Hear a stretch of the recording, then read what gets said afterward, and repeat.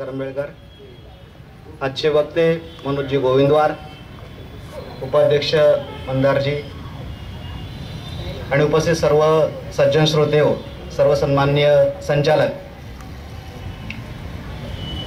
आज आपल्याकडे सरस्वती व्याख्यानमालेतील दुसरे पुष्प गुंफण्यासाठी जळगाव येथून मनोजी गोविंदवार गुरुजी आलेले आहेत.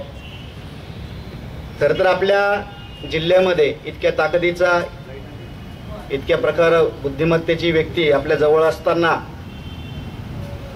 आपण नेहमीच त्यांचा वेगवेगळ्या कार्यक्रमांमध्ये उपयोग करून घेत असतो, त्यांच्या ज्ञानाचा आपण उपयोग करून घेत असतो. तरी देखील प्रत्येक कार्यक्रमामध्ये त्यांच्याविषयीचं एक वेगळेपण आपल्या नजरेसमोर येत राहतं आणि मला असं वाटतं की तेच आपल्यासाठी खूप मोठी भाग्याची गोष्ट आहे, जमेची गोष्ट आहे. जे गुरुजींविषयी काय काय सांगावं. एक उत्तम लेखक, उत्तम प्रकाशक, उत्तम कवी, उत्तम गायक, उत्तम मुलाखतकार, उत्तम सूत्रसंचालक, एक प्रभावी वक्ता, शिक्षण क्षेत्रामध्ये आमूलाग्र बदल करण्यासाठी मनापासून धडपडणारं एक वेगळं व्यक्तिमत्व आणि सगळ्यात महत्त्वाचं जर काय असेल तर तरुणाईला आकर्षित करणारं, तरुणाईच्या केंद्रस्थानी राहून तरुणांमध्ये एक वेगळेपणाची ज्योत निर्माण करणारं असं एक दिलदार माणूस म्हणजे मनोजी गोविंदवार आहे. म्हणजे गुरुजींच्या घरी जर आपण कधी गेलो तर मला असं वाटतं की एखाद्या ग्रामीण भागात गेल्यानंतर भरलेलं कुटुंब कसं असतं की 4-5 भावांचं एकत्रित कुटुंब, आई, आजोबा, आजी सगळं, तसं गुरुजींच्या घरी गेल्यानंतर तुम्हाला असं जाणवेल की त्या घरामध्ये प्राण्यांपासून तर माणसांपर्यंत खचाखच भरलेले रूम आहेत. म्हणजे रूम किती असावेत आपल्याला प्रश्न पडेल की एवढ्या ह्याच्यामध्ये किती माणसं राहत असतील. साधारणपणे 20-25 मुलं मुली त्यांच्याकडे कायमस्वरूपी मुक्कामी असतात आणि रूम बघितले तर 3 रूम आहेत. एका छोट्याशा जागेमध्ये इतकी सारी माणसं एकत्रित राहतात, ते वेगवेगळ्या भागातून आलेले राहतात, वेगळ्या प्रांतातली आहेत, वेगवेगळ्या भाषेतली आहेत, तरी देखील त्या लोकांना जर या ठिकाणी येऊन राहावंसं वाटत असेल तर मला असं वाटतं की या व्यक्तीमध्ये अशी काहीतरी चुंबकीय शक्ती आहे की ज्यांना या कामासाठी आकर्षित करते.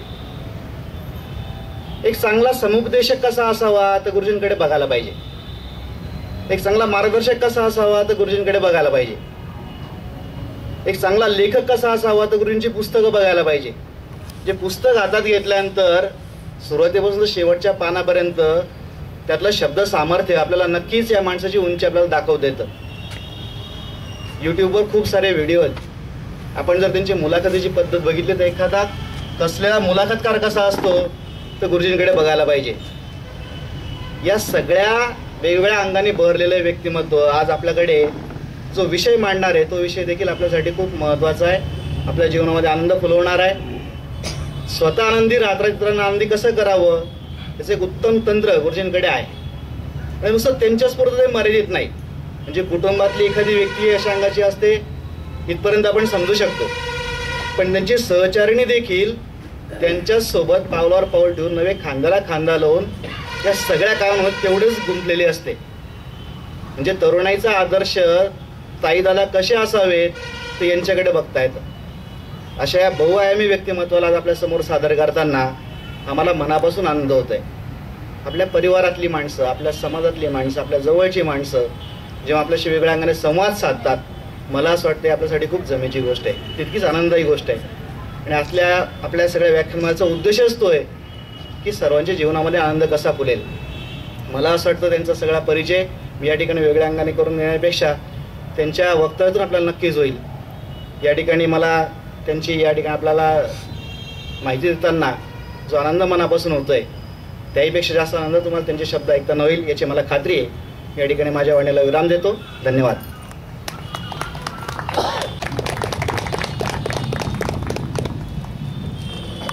तसेच त्यांच्यासोबत त्यांचे सहकारी जळगावहून आलेले चौधरी सर, त्यांचंही स्वागत सरांनी करावं असं मी त्यांना विनंती करतो.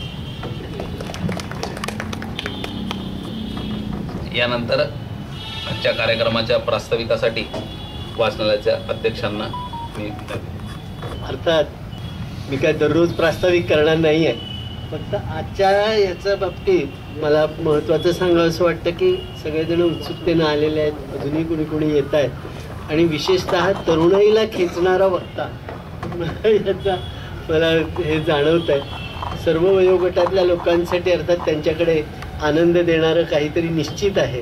तर मनोज गोविंदवार सरांचं मला खरोखर कौतुक वाटतं. तर ते जे आहेत सर्व वयोगटातल्या लोकांसाठी नवनवीन गोष्टी देत आपलं, म्हणजे मला तेच वाटते की आपलं स्वतःचं जगणं रसरसून ठेवायचं, आनंदी ठेवायचं, समाधानी ठेवायचं आणि ते जगणं असं हळूहळू हळूहळू आपल्या आसपासच्या समाजामध्ये, आसपासच्या माणसांमध्ये पसरवायचं. तर त्यांचं हे कौशल्य आहे, त्याबद्दल मला खरोखर त्यांना सलाम करावं असं वाटतं. आणि ते कौशल्य आज आपल्याला बघायला मिळणार आहे. मी फार वेळ घेणार नाही. काल मी तुम्हाला सगळ्यांना प्रॉमिस केलं होतं की आपला डिसेंबर महिन्याचा वाचकवीर सन्मान करायचा राहिलेला होता, तर तो आज आपण करणार आहोत. आमचे मित्र उल्हासजी देशपांडे यांचे चिरंजीव वेदांत उल्हास देशपांडे हा या महिन्याचा वाचकवीर आहे. मला खरंच सांगायला छान वाटतंय की गेल्या महिन्याभरापासून त्यांनी काहीतरी 12 ते 12 पुस्तकं वाचलेली आहेत आणि तो असतो मुंबईमध्ये, सर्व्हिस मुंबईमध्ये करतो. शनिवार रविवार चाळीसगावला येतो, इकडनं वाचनालयामधनं पुस्तकं घेतो, प्रत्येक वेळेला एक 4-5 पुस्तकं घेऊन जातो आणि आठवडाभर ती वाचतो. केवढं छान आहे बघा.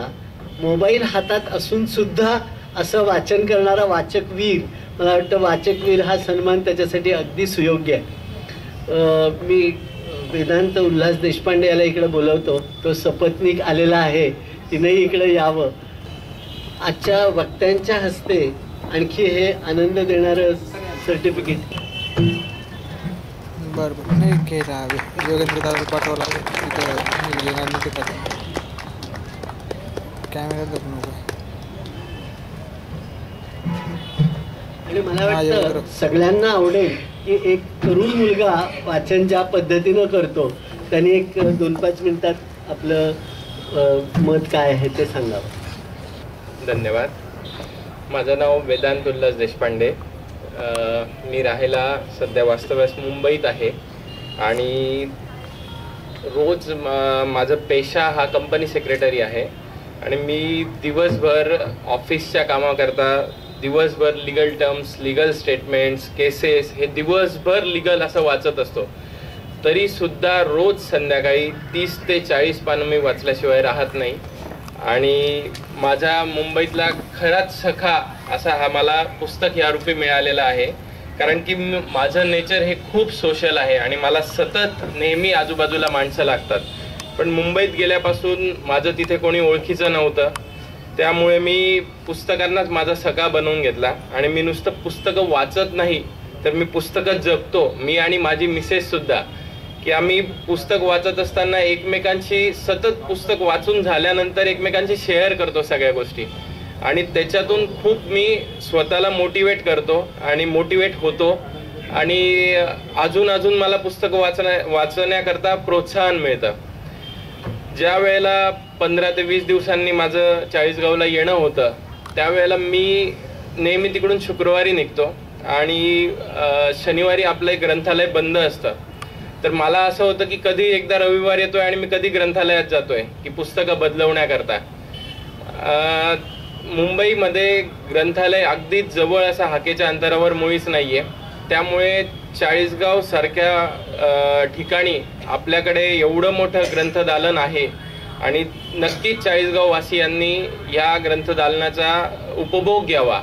कमीत कमी माझ्या अंदाजे इथे 75,000पेक्षा जास्त पुस्तकं आपल्याकडे असतील आणि अगदी हाकेच्या अंतरावर चाळीसगावात आपल्या ग्रंथालय अगदी आहे. तर प्रत्येकाने त्याचा नेहमीच उपभोग घ्यावा, मी अशी ही कळकळीची विनंती सगळ्यांना करतो. आणि पुस्तक वाचत असताना एकदा पुस्तक वाचून झालं की त्या झोनमधून बाहेर येण्याकरता मला कमीत कमी 3 ते 4 दिवस लागतात. की तो झोन जो आहे ना ते मी शब्दरूपी तुम्हाला नाही सांगू शकत. तो तुम्ही सगळ्यांनी वाचूनच निश्चित घ्यावा, तो अनुभव निश्चित घ्यावा सगळ्यांनी. हे सगळं करत असताना मी नेहमी पुस्तकं नवीन शोधत असतो आणि मला खरं वाटतं की माझं वय आज 29 आहे आणि मी खरंच खूप लेट जॉईन केलं पुस्तकं वाचण्याकरता. इतकी मोठी संपत्ती आपल्याकडे आहे पुस्तकारूपी, आणि खूप मोठे पुस्तकं आहेत. मी कायम नेहमी गुगलवर नवीन नवीन पुस्तकं शोधत असतो, त्याचे रिव्ह्यूज जाणून घेत असतो, आणि मी नेहमी ते पुस्तक आवडल्यानंतर श्यामदादांना, लायब्ररीतले जे आहे त्यांना मी व्हॉट्सअपवर टाकतो की श्यामदादा हे पुस्तक आपल्याकडे आहे का. असं कधीच होत नाही. खूप क्वचित वेळेला होतं की ते पुस्तक आपल्या ग्रंथालयात अवेलेबल नाहीये, पण ते म्हणतात आपण हे ग्रंथालयात अवेलेबल करून घेऊया म्हणून. नंतर ते म्हणतात एकदा सजेस्ट करा तुम्हाला कुठलं पुस्तक हवंय. तर खरंच एवढं मोठं जर आपल्याकडे दालन आहे तर सगळ्या चाळीसगाव वासियांनी नक्कीच वाचनाला सुरुवात करायला पाहिजे. आणि मी खूप वयाने कमी आहे, तर मी एक सूचना तर नाही देऊ शकत, पण एक सल्ला म्हणून, प्रेमळ सल्ला म्हणून सांगतो की जे काही आपल्याकडे नवीन पुस्तकं येत असतात त्याचं कुठेतरी सोशल मीडियावर किंवा कोणीतरी रिव्ह्यू देणारं, तर असं कुठेतरी सोशल मीडिया किंवा व्हॉट्सॲपच्या द्वारे, ग्रुपद्वारे आपल्याकडे नवीन येणारे पुस्तकं आपण सांगू शकतो, लोकांपर्यंत पोहोचू शकतात ते पुस्तकं, म्हणजे जेणेकरून सगळ्या लोकांना कळतील की हे पुस्तकं आहेत आणि इतक्या चांगल्या दर्जाचे पण पुस्तकं आहेत, म्हणजे जेणेकरून नवीन लोक सुद्धा आपल्याकडे आकर्षित होतील आणि सगळेजण पुस्तकं वाचतील. मला हा आज सत्कार केल्याबद्दल तुमचा सगळ्यांचा कृतज्ञ आहे, आणि मला हा सत्कार मिळाल्यानंतर मी अजून पुढे जाऊन असेच अधिक पुस्तकं वाचण्याचा प्रयत्न करेल. मला अजून याचा फायदाच होईल या सगळ्या गोष्टींचा. ते बोलून मी 2 शब्द संपवतो. धन्यवाद. धन्यवाद. तुमच्या सूचनेचा नक्की विचार करू. आजच्या वक्त्यांचा जो विषय आहे, जगणे म्हणजे उधळीत जाणे, हृदयातील आनंद, आणि आजच्या व्याख्यानाचे प्रायोजक आहेत डॉक्टर सुभाष निकुम. जनांच्या वैखरीने आणि त्यांच्या पदस्पर्शाने जो मंच पावन झालाय त्यावर मला आज बसायला मिळालं आणि तिथून बोलण्याची संधी मिळते, याच्यापेक्षा मोठं भाग्य माझं नाही. त्यामुळे मी सुरुवातीलाच आयोजकांचं मनापासून आभार मानतो. चाळीसगाव शहर हे खूप वेगळं शहर आहे महाराष्ट्रातलं. मी जेव्हा जेव्हा बोलतो हे आवर्जून उल्लेख त्या गोष्टीचा करतो. हे प्रतिभेची कदर करणारं आणि माणसातल्या माणुसकीचा आदर करणारं शहर आहे. आणि या शहराचं वेगळेपण हे आहे, मी नेहमी म्हणायचो की जसं महाराष्ट्रात पुणे आहे तसं खानदेशामध्ये किंवा उत्तर महाराष्ट्रात आपलं चाळीसगाव आहे. आणि आपल्या जळगाव जिल्ह्याला म्हणजे चाळीसगावचं कौतुक होत असेल तर आणखी जोराने टाळ्या वाजल्या तर हरकत नाही, कारण हे कौतुक असं वरवरचं नाहीये, मनापासून आहे.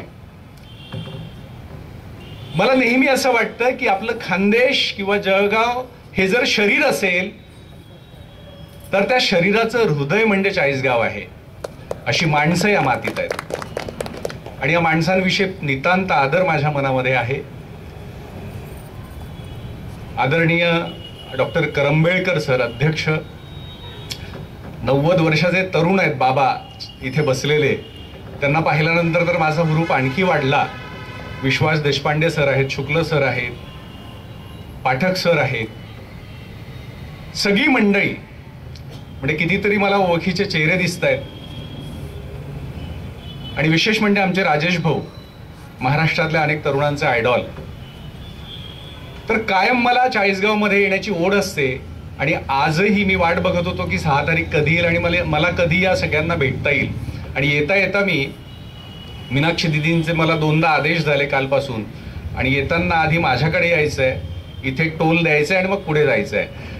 तर मी मीनाक्षी दिदींना भेटलो आणि त्यांनी एक जे वाक्य दिलं त्या वाक्यानेच मी सुरुवात करणार आहे. त्या असं म्हणाल्यात, आणि ते वाक्य कदाचित अनेकांच्या जगण्याचा मंत्र असू शकतो. ते म्हणाल्यात की आपण जोपर्यंत वेडहून काम करत नाही तोपर्यंत समाजात शहाणपणा येत नाही. तर समाज शहाणा होण्यासाठी कुणाला तरी वेडं व्हावं लागतं, आणि अशा असंख्य वेड्यांची, म्हणजे मातीसाठी, शहरासाठी, माणसांसाठी वेडं होणाऱ्या माणसांची भूमी आहे. म्हणून मी या भूमीला सर्वप्रथम वंदन करतो. मंचावरील मान्यवर आणि माझ्या पुढे बसलेल्या आपण सगळ्या मान्यवरांना अभिवादन करतो आणि माझ्या बोलण्याला सुरुवात करतो. माझ्या आजच्या बोलण्याचा विषय आहे, त्या विषयाची ओळच मुळात सुधीर मोघे यांच्या कवितेची आहे. आत आपुल्या झरा झुळझुळे, निळा निळा स्वच्छंद, आता आपुल्या झरा झुळझुळे निळा निळा स्वच्छंद आणि जगणे म्हणजे उधळीत जाणे हृदयातील आनंद आणि जगणे म्हणजे उधळीत जाणे हृदयातील आनंद. हा आनंद आपल्या सगळ्यांच्या मनामध्ये असतो अगदी लहानपणापासून मोठं होत असताना. आणि असं लक्षात येतं की जसं जसं वय वाढतं तसं तसं आनंदाची जागा कुठली तरी दुसरीच गोष्ट घ्यायला सुरुवात होते आणि आनंद विरायला लागतो. आता बघा, कुठलंही छोटंसं बाळ, एक छोटंसं मूल जर या ठिकाणी आलं, छोटंसं गुटगुटीत सुंदर, रंग कसाही असू द्या, कितीही गरिबाचं लेकरू असू द्या, आपल्या मनामध्ये एक आनंदाचे कारंजे उडायला लागतात की नाही?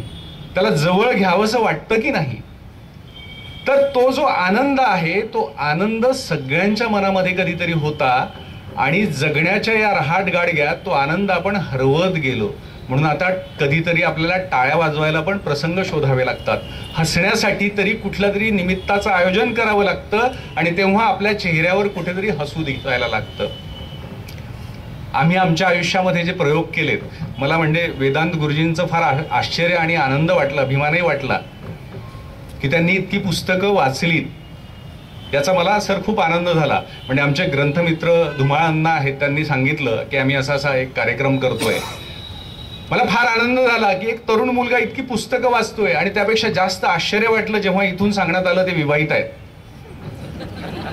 म्हणजे लग्न झाल्यावर पण माणूस इतकं वाचू शकतो सर. आणि विशेष वहिनी, तुमचं अभिनंदन आणि आभार मानले पाहिजे की त्यांना तुम्ही पुस्तकं वाचू दिली. झाडं श्वास पुरवतात पण पुस्तकं आत्मविश्वास पुरवतात आणि जगण्याला तो आवश्यक असतो.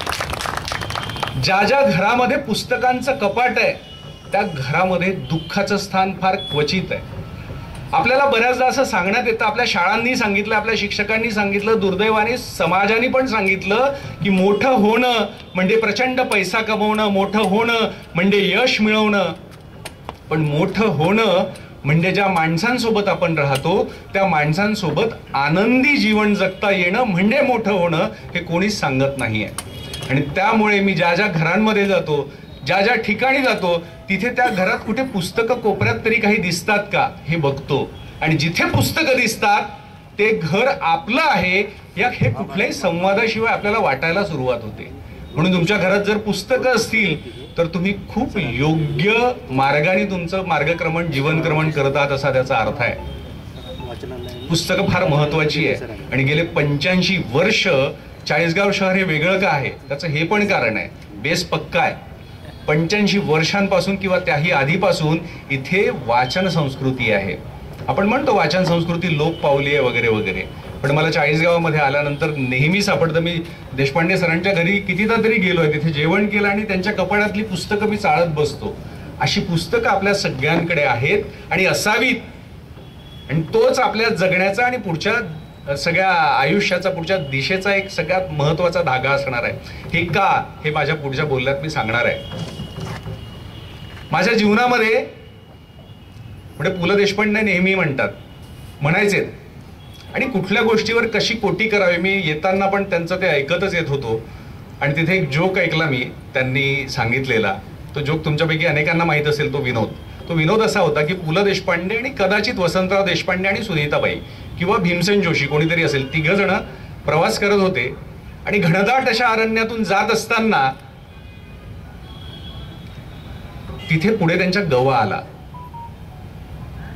रानरेडा ज्याला आपण म्हणतो, तो गवा आला. आणि गव्याची क्षमता अशी असते की तो कारच्या कार उलथून टाकून शकतो. आणि त्या काळातली ही गोष्ट आहे. तो पुढे गवा आला आणि तेवढ्यात त्यांनी गाडीला ब्रेक मारला आणि हळूच, वसंतराव देशपांडे असावेत ते असं म्हणाले की ही चार्जिंग, म्हणजे तो गवा आता तुम्हाला मारण्याची तयारी करतोय. अशा प्रचंड भीतीदायक प्रसंगात पु ल सुनीताबाईंना म्हणतात, वसंताला वाटतं कदाचित गव्याला इंग्रजी कळत नाही.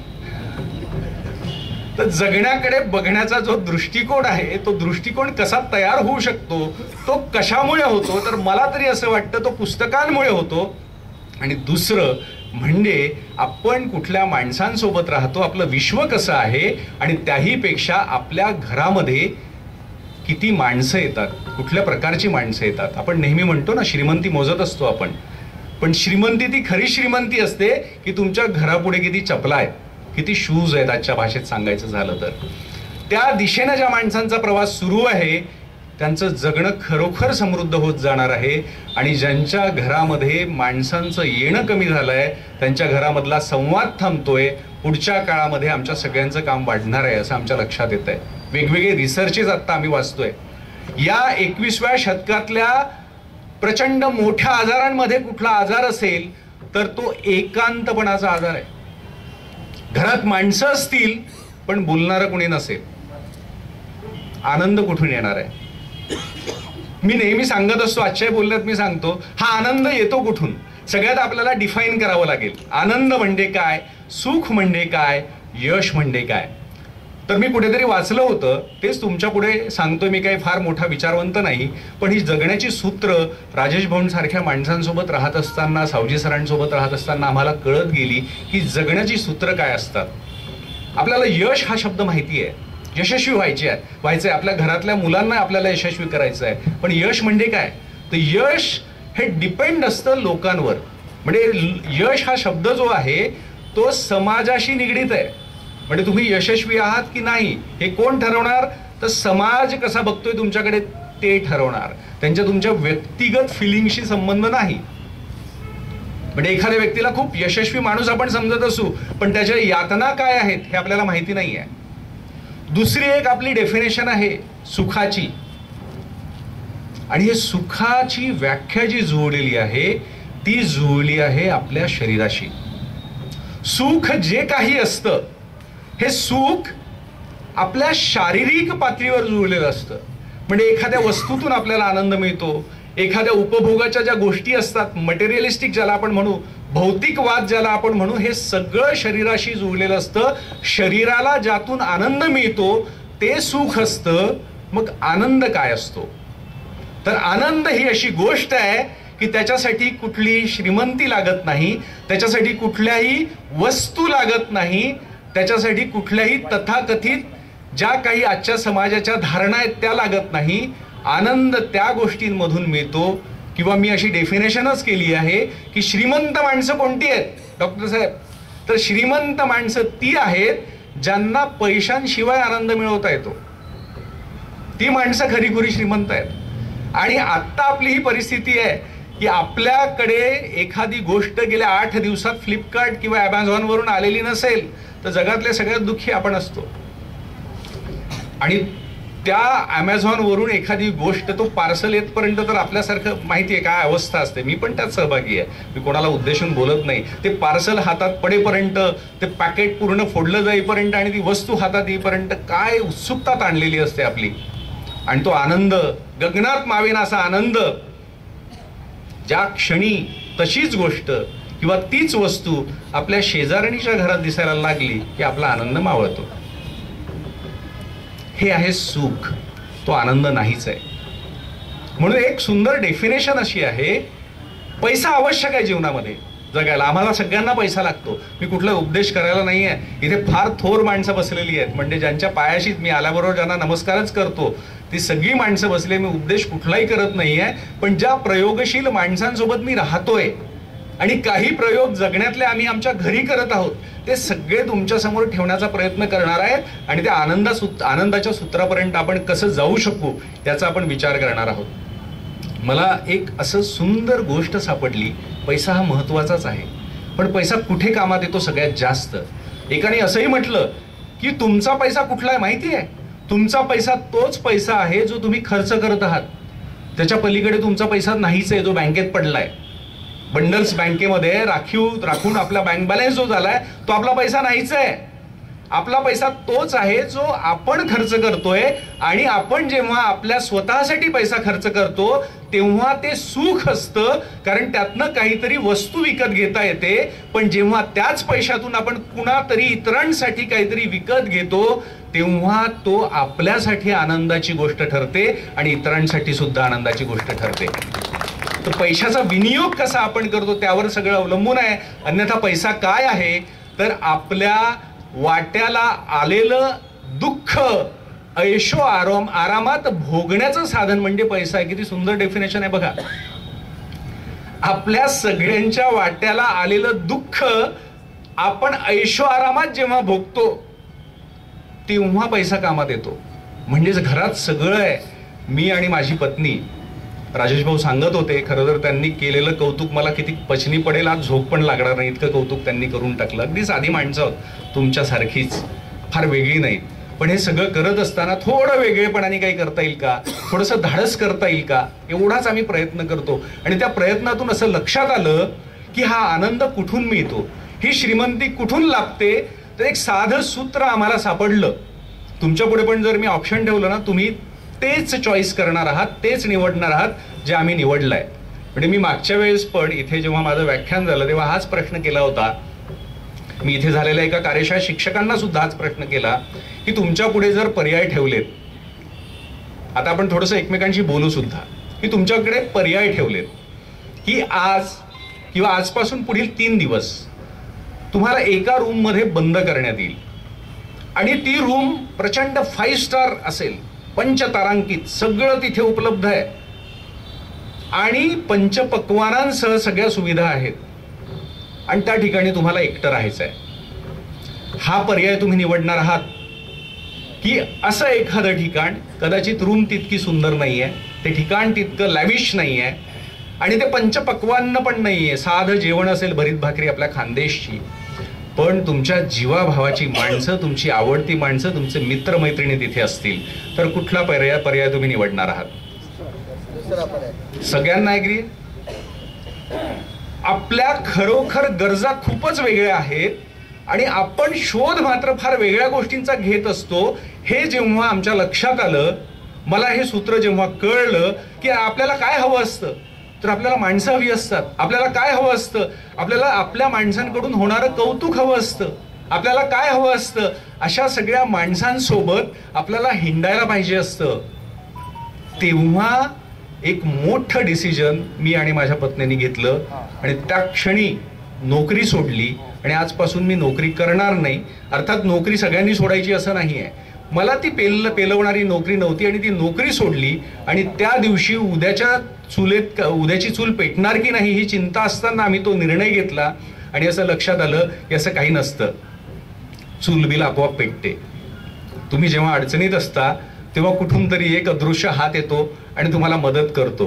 कुठून तरी एक अदृश्य हात येतो, तुमच्या पाठीवर थाप मारतो. तुम्ही कुठल्या तरी संकटामध्ये असता तेव्हा तुमच्या नकळत कितीतरी समाजातली माणसं तुमच्या पाठीशी उभी राहतात आणि हे कशामुळे होतं? हे फक्त होतं तुम्ही समाजावर टाकलेल्या विश्वासामुळं आणि तुम्ही जोडलेल्या माणसांमुळं.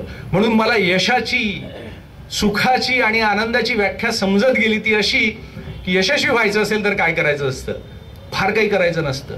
फक्त भेटलेला माणूस, आपल्या संपर्कात येणारा माणूस हा आपला झाला पाहिजे. आणि तो आपला केव्हा होतो? जेव्हा आपण त्या माणसाला अत्यंत निरागसतेने, आणि ज्या छोट्याशा बाळाचा मी उल्लेख तुमच्या पुढे सुरुवातीला केला, त्या निरागस भावनेनं जेव्हा केव्हा आपण एखाद्या माणसांच्या पुढे जातो त्यावेळेस नकळत माणसं आपल्याशी जोडली जातात असं लक्षात येतं. आपल्याला असं वाटतं की आपल्याविषयी कोणीतरी काहीतरी छान सांगितलं पाहिजे. गरज नाहीये. आपण जेव्हा उभे राहतो तुमच्या पण लक्षात येतं कोण माणूस भामटाय आणि कोण माणूस सज्जन आहे हे कोणी सांगायची गरजच पडत नाही. जेव्हा तोंड उघडलं जातं, जेव्हा एक छोटीशी कृती घडते, तेव्हा समोरचा माणूस कोण आहे हे समाजाला लक्षात येतं. मग अशी जेव्हा माणसं आम्ही जोडायला लागलो तेव्हा आमचा बँक बॅलन्स म्हणजे माणसांचा बॅलन्स वाढत गेला आणि आज अशा परिस्थितीमध्ये आहोत की कुठलंही दुःख असलं तर ते दुःख राहत नाही, त्याचं परावर्तन आनंदामध्ये होतं. एक सुंदर गोष्ट मी ऐकली होती, तुम्हाला गोष्ट ऐकायला आवडेल. साधारणतः 3 जण एका हॉटेलमध्ये गेली. ही जुन्या काळातली गोष्ट आहे. त्यातले एक साधू होते आणि त्यांच्यासोबत एक प्रचंड श्रीमंत माणूस मर्सिडीज मधला आणि त्यांचा एक मित्र. असे 3घही जण एका हॉटेलमध्ये गेलेत. हॉटेलमध्ये रूम बुक होती.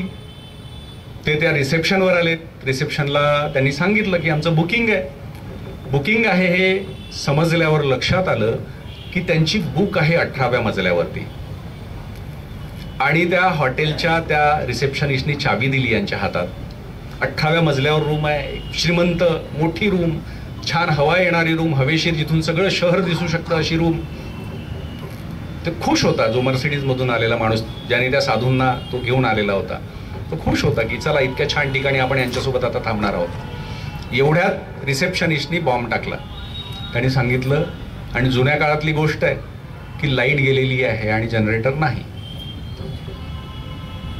आता 18 मजले चढून वर जायचं आहे. आता साधू लोक जी असतात ना, त्यांना कशानेच फरक पडत नाही लाईट आहे की नाही आहे, 18व्या मजल्यावर आहे की खालच्या मजल्यावर आहे, कारण भौतिक गोष्टींची संबंध येत नाही. आणि मी हे आवर्जून यासाठी सांगतोय की साधू म्हणजे कोणीतरी दुसरा पुरुष नसतो. ते साधुत्व आपल्या सगळ्यांमध्ये सुद्धा जिवंत असतं. सगळ्यांमध्ये, प्रत्येकात ते असतं. आपल्या प्रत्येकात कुठेतरी विवेकानंदांचा अंश आहे, आपल्या प्रत्येकामध्ये कुठेतरी टिळकांचा अंश आहे, आपल्या प्रत्येकात कुठेतरी ज्ञानेश्वर माऊली जिवंत आहे. म्हणून हा समाज इतक्या चांगल्या दिशेने अजूनही प्रवास करतोय, अजूनही आपण सुरक्षित आहोत. तर ते साधू ते आनंदी होते. ते ब्रह्मानंदी टाळी लागणारे ते आनंदी होते. ते त्यांच्या मित्राशी गप्पा करताय आणि दोघांचं मस्त जमलेलं आहे, गप्पा सुरू आहेत. हे यांना तणाव आलेला, हे एकावर एक मजले चढताय, दुसरा मजला झाला, 5वा झाला, 7वा झाला, गप्पा. ते बाबा काहीच बोलत नाही आणि यांच्या गमती जमती सुरू आहेत खूप. एकमेकांना सांगतायत, हसत आहेत, टाळ्या वाजवत आहे. हे टेन्शनमध्ये अजून 7-8 मजले बाकी आहेत चढायचे आहे म्हणून. आणि असं सगळं टेन्शनमध्ये असताना ते 16व्या-17व्या मजल्यापर्यंत जातात. ते आणखी टेन्शनमध्ये का, थोडंसं त्यांना बरं वाटतं की आपण ऍटलिस्ट पोहोचलो, 18व्या मजल्याच्या जवळ आलो. पण अचानक टेन्शनमध्ये येतात, कारण त्यांना लक्षात येतं की आपण इथे आता 18व्या मजल्यावर पोहोचणार आणि आता लेटण्याची झोप घेऊ, थोडीशी आराम करू, थकलो आहोत. या सगळ्या विचारात असताना, कल्पना रंगवत असताना त्यांना हे लक्षात येतं की त्या 18व्या मजल्याची चावी तिथे डिस्कशन सुरू असताना जी रिसेप्शननी दिली होती ती तिथेच विसरलो आहेत आपण. आता त्यांना आठवलंय की पुन्हा खाली जायचंय. याचा फरक त्या साधूंना पडणार नाही, कारण साधू हे प्रवासाला निघालेले आहेत. ते फक्त त्या ध्येयाला, जिथे पोहोचायचंय, ज्याला आपण मंजिल म्हणतो, त्या मंजिलला अंतिम ध्येय मानत नाहीये. तर जगण्यालाच, त्या पूर्ण प्रवासालाच ते आनंद किंवा ध्येय मानतात. आणि एक गुलजार साहेबांचं वाक्य आहे, ते फार सुंदर आहे. ते तुम्हाला मला या ठिकाणी सांगावं असं वाटतं. म्हणजे आपल्या सगळ्यांच्या जीवनात सुद्धा बऱ्याचदा असंच होतं की आपण प्रवास करतो आहोत, आपल्या एका ध्येयापर्यंत आपल्याला पोहोचायचं आहे, एक कुठलं तरी ठिकाण आपल्याला गाठायचं आहे, म्हणून आपला प्रवास सुरू झाला आहे. अगदी एखाद्या गावाला जाताना सुद्धा आपण असं करतो. गावाला निघण्याची तयारी असते, घाई असते, धावपळ असते, बॅग भरतो, आनंदात असतो. प्रवास मात्र बऱ्याचदा कटकटीचा असतो, कारण आपल्या सहप्रवासी कोण सापडेल काही सांगता येत नाही. लग्न झाल्यावर पण असंच होतं बऱ्याचदा. गुलजार साहेबांचं खूप सुंदर वाक्य आहे. गुलजार साहेब असं म्हणतात कि तुम्हारा सफर, ये जरूरी नहीं कि सफर कैसा है, ये बहुत जरूरी होता है कि हम सफर कैसा है. आपल्या या जीवनाच्या प्रवासात सुद्धा आम्ही सगळ्यात जास्त भर कशावर दिलाय, तर आमच्या या जगण्यातले सहप्रवासी कोण असतील या गोष्टीवर सगळ्यात जास्त भर दिलाय. त्याच्यामुळे राजेश भाऊ सांगत होते की यांच्या घरी तुम्ही कधीही जा, किमान 5-6 माणसं सापडतात. त्याचं कारणच हे आहे की 5-6 माणसं आमची रक्ताच्या पलीकडचे नातेवाईक झालेले आहेत. मी खरं तर चंद्रपूर जिल्ह्यातला, खानदेशमध्ये माझे पूर्वज पण कधी आलेत की नाही याची मला माहिती नाही आहे. आणि अशा परिस्थितीत मी जेव्हा खानदेशात आलो, जळगावला आलो आणि आता चाळीसगावला तर सातत्याने येणं असतं, मला कालपासून सर फोन सुरू आहेत की आमच्याकडे जेवायला या, आमच्याकडे जेवायला या. आता कोणाकोणाला नाराज करायचं, त्यात राजेश भाऊ ऐकायला तयार नाही. मला आज दोघांकडे जेवायला जायचं. आता म्हणजे कसं जावं हाच प्रश्न आहे, कारण हे पण ऐकायला तयार नाही आणि ते शुक्ल सर पण ऐकायला तयार नाही. तर ही जी नाती असतात ना, ही फार महत्वाची असतात. आणि बऱ्याचदा असं होतं की आपल्या जीवनामध्ये आपण कुटुंबाच्या पलीकडे फार जास्त लक्ष देत नाही. त्यात आपला दोष नाही आहे. मी बोलत असताना नेहमी सांगतोय की प्रत्येक माणसाच्या जीवनाचं उद्दिष्ट काय, 3 याच्यात संपून जातं. 1 मुलांचं शिक्षण, दुसरं मुलीचं लग्न आणि तिसरं घर. असंच चालतं की नाही आपल्या सोसायटीमध्ये. या 3 प्रायोरिटीज असतात. या 3 गोष्टीमध्ये सगळं आयुष्य गुंडाळून आपण बाजूला ठेवतं आणि आयुष्याच्या अखेरीस असं लक्षात येतं की अरे जगायचं राहून गेलंय, राहूनच गेलाय. आणि माझ्या सर्वेक्षणात असं लक्षात आलं, खूप धक्कादायक आहे पण हे खरं आहे. माझ्या सर्वेक्षणात हे लक्षात आलं की माणूस जेव्हा रिटायर होतो तो रिटायर झाला की पुढच्या 5 ते 10 वर्षात संपतो. असं का होत असावं? खूप ऍक्टिव्ह असणारा क्लास 1 ऑफिसर असणारे लोक, पोलीस ऑफिसमध्ये रुतब्याने जगणारे लोक पुढच्या 5 ते 10 वर्षात अक्षरशः संपतात. असं का होतं? याचं कारणच हे आहे की त्या विशिष्ट फोकसच्या पलीकडे आपल्याला बघताच येत नाही. घराघरामध्ये पुस्तकं आहेत, नसतील तर ते उपलब्ध आहे शहरांमध्ये. कोणी ती पुस्तकं वाचत नाही, जेव्हा की पुस्तकांमधून आपल्याला जगण्याचे संदर्भ कळतात, जगण्याचा आनंद कळतो. आणि हा आनंद बाहेर शोधावा लागत नाही, सुख हे कायम बाहेर शोधावं लागतं. आणि आनंद मात्र वाढत जातो नात्यांमधून. आम्ही समुपदेशनामध्ये काम करतोय आणि मुद्दाम मी त्या विषयाकडे तुम्हाला फोकस करणार आहे. घराघरामध्ये आता एक प्रश्न निर्माण झाला आहे. सगळ्या घरात सोयीसुविधा आहेत, टाईल्सच्या बाथरूम झालेल्या आहेत. म्हणजे जी टाईल्स आपल्या घरामध्ये कधी नव्हती, पहिल्या रूममध्ये नव्हती, ती आता बाथरूममध्ये सुद्धा आहे. आणि अशा घरांमध्ये प्रचंड डिप्रेशन, प्रचंड नैराश्य वाढायला लागलेलं आहे. आणि कितीतरी केसेस दररोजच्या आमच्याकडे यायला लागल्या आहेत. आणि हे कुणाही सोबत होऊ शकतं. हा काही दोष आहे किंवा गुन्हा आहे असं बिलकुल नाही. हा अजिबात गुन्हा नाही आहे. पण आपल्या व्यवस्थेने किंवा आपण जे स्वीकारलं संयुक्त कुटुंब पद्धतीमधून आपण जेव्हा विभक्त कुटुंब पद्धतीमध्ये आलो आणि त्याच्यात सगळा घोळ निर्माण झाला, आपण जास्तीत जास्त संकुचित होत गेलो. आधी घरं कशाची होती? आधी घरं नात्यांची होती, आता घरं भिंतींची आहेत. हा मेजर फरक आहे. आणि जिथे जिथे भिंतींची घरं उभी झाली फक्त, तिथे तिथे प्रश्न खूप मोठे व्हायला लागले. आणि आता डॉक्टरांकडे जावं लागतंय. आधी समाजामध्ये मानसतज्ञ, मानसशास्त्रज्ञ किंवा समुपदेशक ही संकल्पना जवळजवळ अस्तित्वात नव्हती. कारण आपल्या जीवनात कुठेही काहीही घडलं की लगेच ते कुठेतरी आपण व्यक्त करायचो. आणि ते व्यक्त झाल्याबरोबर आपल्याला त्या दुःखाची चिंताच नसायची. कोणीतरी शेजारची, कोणीतरी नात्यातली व्यक्ती ते सगळं दुःख स्वतः पेलायला तत्पर असायची. आणि हे सगळं दुःख आता आपल्या एकट्यावर येऊन पडलंय. तर बाहेरच्यांचं सोडा, घरातली माणसं, आपली माणसं, पहिलं रिलेशन सुद्धा आपलं दुःख समजू शकेल की नाही अशी परिस्थिती असल्यामुळे कितीतरी केसेस आमच्याकडे येत आहेत. आपल्याला असं नेहमी वाटत असतं, आणि मी नेहमी हे बोलत असतो की आपल्याला असं वाटतं की पैसे आलेत की सगळे प्रश्न मिटतील, पैसे आले की सगळं छान होईल. मलाही असंच वाटायचं. आणि प्रत्येक तरुण माणसाला, आता प्रणील माझ्यासोबत आहे, त्यालाही असंच वाटतं की एखाद मस्त 2-4 कोटी रुपये कमवले की सगळे प्रॉब्लेम सॉल्व्ह, उद्यापासून आयुष्य छान. हे सगळं आपल्याला पण वाटलं. पण जेव्हा पैसे येतात तेव्हा लक्षात येतं की पैशांनी फक्त वस्तू विकत घेता येतात, किंवा मगाशी मी जे म्हणालो, पैशांनी फक्त दुःख ऐशो आरामात भोगता येतं, त्याच्या पलीकडे जाता येत नाही. जगायला मात्र ज्या गोष्टीची गरज असते ती गोष्ट असते आपल्या हृदयातल्या आनंदाची. आणि हा आनंद कुठून मिळू शकतो? आपण ज्या शांततेच्या शोधात आहोत ती शांतता कुठून मिळू शकते? याची सूत्र विज्ञानात दिलेली आहे. म्हणजे साधं सूत्र आहे. तुम्हाला आनंदी व्हायचं असेल तर तुम्ही नाती निर्माण केली पाहिजे. तुम्ही आनंदी असणार आहात. म्हणून बघा, कुठल्या तरी निमित्ताने, कुठलं लग्न प्रसंग असेल, कुठलं काहीतरी असेल, ज्यावेळेस आपण सगळेजण एकत्र येतो. आता तर ते पण एक टूम निघालेली आहे की जुने मित्र, 20 वर्षांपूर्वीचे कॉलेज फ्रेंड्स, आमची बॅच म्हणून सगळे एकत्र येतात. काय आनंदी, विदाऊट मेकअप छान दिसतात ते. मेकअप केल्यामुळे उलट ते ओळखू शकत नाहीत एकमेकांना. विदाऊट मेकअप छान दिसतात, कारण एकमेकांना भेटले आहे. नात्यांमधून आनंद निर्माण झालाय. आणि ही शांतता कुठे लाभते? शांतता कशातून निर्माण होते आपल्या मनामध्ये? तर शांततेचं सूत्र आहे, सोपं सूत्र आहे शांततेचं. आपल्या मनामध्ये ज्या कुणाविषयी काही धारणा असतील, काही चुकीच्या गोष्टींनी त्रास होत असेल, ती व्यक्ती आपल्याला तुच्छ लेखत असेल, आणि अशी जर भावना आपल्या मनामध्ये निर्माण झाली असेल, तर अशा व्यक्तीला माफ करून टाकलं तर नुसतं माफ केल्याने मनाला शांतता मिळते. हे मी प्रयोग स्वतःवर करून अनुभवलेला आहे. शांततेचं दुसरं सूत्रच नाही आहे. शांतता कुठून येते? तर जिथे आपण एखाद्याला माफ करतो त्या माफ करण्यातून शांतता निर्माण होते. आता या क्षणी तुम्ही अशा व्यक्तींना आठवा ज्यांनी तुम्हाला प्रचंड त्रास दिलाय. ज्यांच्यामुळे तुम्हाला प्रचंड वेदना झाल्या आहेत.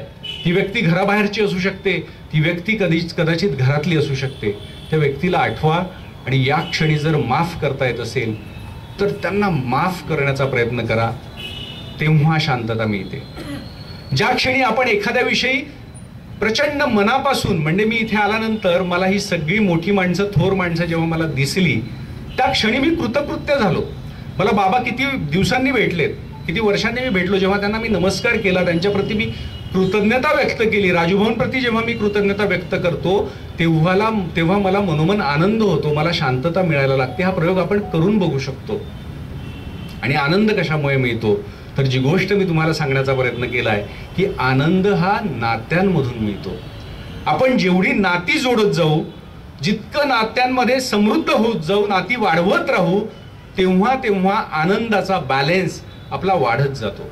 आणि तो बॅलेन्स वाढवण्याचं एकच सूत्र आहे, कुठल्याही अपेक्षेशिवाय मी कुणाच्या तरी मदतीला जाणे. मी मागच्या वेळेस सुद्धा आलो होतो चाळीसगावमध्ये, एका हॉलमध्ये माझा कार्यक्रम होता आणि तिथे एक मी महत्त्वाचं सूत्र सांगितलं. डॉक्टर साहेब या ठिकाणी आहेत आणि आपण जेव्हा केव्हा आजारी असतो तेव्हा डॉक्टरांकडे जातो आणि डॉक्टरांकडे गेल्यानंतर डॉक्टर काय देतात आपल्याला? डोज देतात. बरोबर आहे ना? डोज. डोजचं स्पेलिंग आहे DOSE, डोज. आता हे डोज जे आहे ना त्याला आपण थोडंसं विलग करून बघूया. म्हणजे ज्या गोष्टी मी तुम्हाला आत्ता सांगण्याचा इथे प्रयत्न केला ते असं हवेतलं नव्हतं. त्याच्या पाठीमागे काहीतरी वैज्ञानिक दृष्टिकोन आहे, त्याच्या पाठीमागे काहीतरी वैद्यकशास्त्र आहे. आणि हे आता सिद्ध झालं आहे की आपल्याला आनंदी राहायचं असेल, आपल्याला समाधानी राहायचं असेल, चित्ती असो द्यावे समाधान जे आपण ऐकतो संत महंतांनी सांगितलेलं, ते समाधानी जर राहायचं असेल तर काय केलं पाहिजे? तर विज्ञानाने आता हे सांगायला सुरुवात केलेली आहे की तुम्हाला जर आनंदी राहायचं असेल तर या डोजवर फोकस करा. पहिला डोज मधला डी फॉर डॉक्टर साहेब सांगू शकतील. डी कशासाठी स्टँड करतो? डोपामिन. डोपामिन हे आपल्या मधलं एक हार्मोन आहे, एक असं रसायन आहे की जे निर्माण झालं की आपल्याला हॅपी वाटायला लागतं. उदाहरणार्थ आपण एखादं स्वतःला काहीतरी टार्गेट दिलं की चला आज एवढं काम आपण कंप्लीट करूया. वेदांत भाईंनी ठरवलं की आज पुढच्या 8 दिवसात हे पुस्तक मी वाचून कंप्लीट करणार आहे आणि ते पुस्तक 8 दिवसात झालं किंवा 7च दिवसात झालं कंप्लीट. ज्या क्षणी ते कंप्लीट होतं आणि ते सेलिब्रेट करतात की येस मी ते पूर्ण केलं आहे, त्या क्षणी डोपामिन आपल्याला मिळतं, जे जगण्यासाठीचं अतिशय महत्वाचं हार्मोन आहे. आणि याच्यासाठी 8 दिवसांचं टार्गेट घेण्याचीच गरज नाहीये, अगदी क्षणाक्षणाचं सुद्धा घेता येणार आहे, क्षणाक्षणाचं. दुसरं आहे डोज मधला ओ फॉर ऑक्सिटोसिन. ऑक्सिटोसिन हे जे आहे ना हे खूप महत्वाचं आहे. मला इथे विचारायला आवडेल तुम्हा सगळ्यांना, अगदी प्रामाणिकपणे तुम्ही हात वर करायचा आणि हे होत नाही म्हणून मला हा सर्व इथे करायचा आहे. ऑक्सिटोसिन हे जे मिळतं ना ते तुम्ही करता की नाही त्यातनं मला तपासायचं आहे. ऑक्सिटोसिन एका गोष्टीमधून मिळतं जेव्हा आपण आपल्या जीवलगांना स्पर्श करतो. जेव्हा आपण आपल्या जीवलगांशी फोनवर जरी बोललो तरी ऑक्सिटोसिन आपल्याला मिळतं. तर असे किती जण आहेत इथे या ठिकाणी की जे मी नियमितपणे म्हणणार नाही पण आपल्या घरातल्या व्यक्तींना, लहान मुलांना आपण जनरली जवळ घेतो पण आपल्या आई आणि वडिलांना असं मस्त खांद्याला असं पकडून जवळ गेलो आहे, किंवा आईच्या कुशीमध्ये तुम्ही आठवा बरं कधी डोकं ठेवलं होतं? गॅरंटी आहे माझी, नुसतं तुम्ही आत्ता आठवलं ना आईच्या कुशीत ठेवलेलं डोकं, या क्षणी ऑक्सिटोसिन मिळेल तुम्हाला. तुमची अतिशय जिवलग व्यक्ती, मित्र असेल, मैत्रीण असेल, पती असेल, पत्नी असेल, भाऊ असेल, बहीण असेल, आई असेल, वडील असेल, त्यांना तुम्ही जरी आत्ता डोळ्यापुढे आणलं, नुसतं इमॅजिन केलं की तुम्ही त्यांना स्पर्श करत आहात घट्ट आणि म्हणत आहात आय लव्ह यू, तुम्हाला आवडते, तू मॅटर करते माझ्या लाईफमध्ये. किती दिवसात म्हटलंय आपण हे किंवा असं केलंय? काही जण करतात बघा, 90s आहेत बाबा, ते खरं तर योगी आहेत. त्या अर्थाने ते डॉक्टर आहेत. धाडस होत नाही ना पण आपल्या खूप जवळच्या माणसांना असं करण्याचं. आपण बाहेर खूप मिठ्या मिठ्या मारतो, घरात नाही होत शक्य. आणि विज्ञान सांगतंय की तुम्हाला आनंद मिळवायचा असेल, तुम्हाला घरातल्या लोकांसोबत आनंदी राहता आलं पाहिजे. आणि आजच्या काळातलं सगळ्यात मोठं दुःख हे आहे की ब्युटी पार्लरमुळे असेल किंवा आणखी कुठल्याही कारणाने असेल, असं समजू नका महिलाच जातात. हे जर गेले तर 2 तास उठत नाही त्या सलूनमधून. घरात जेव्हा आपण माणसांना बघतो, घरात असताना बघा त्यांचे चेहरे पडलेले असतात. उगाच थोड्या वेळासाठी जेव्हा आपण बाहेर कुठेतरी मैफिलीत जातो, कुणाला तरी भेटतो, तेव्हा मेकअप केल्यासारखं एक स्माईल आपल्या चेहऱ्यावर असतं. हे आजच्या या काळातलं सगळ्यात मोठं दुःख आहे. कारण आपल्याला आनंदी राहण्याची प्रॅक्टिसच उरलेली नाही. घरात जर आपल्या माणसांसोबत आपल्याला आनंदी राहता येत नसेल तर आपल्याला बाहेर आनंदी राहण्याचं नाटकच करावं लागेल. आणि ते नाटक कुठल्याही कामाचं नाही आहे. मग घरात आनंदी राहण्यासाठी काय करायचं? हा आनंद येणार कुठून? तर त्यातलं एक मी सांगितलं, ऑक्सिटोसिन. कुठून मिळेल? स्पर्शामधून मिळेल. एक फोन आपल्या जवळच्या मित्राला कोणाला तरी केला, खूप दिवसांनी बोलला नाहीस तू, कसा आहेस, काय आहेस, भेटलो नाही आपण कितीतरी दिवसात, आणि त्याचं कौतुक करून टाकायचं थोडंसं. तुझ्यातली ती गोष्ट ना मला फार आवडत होती.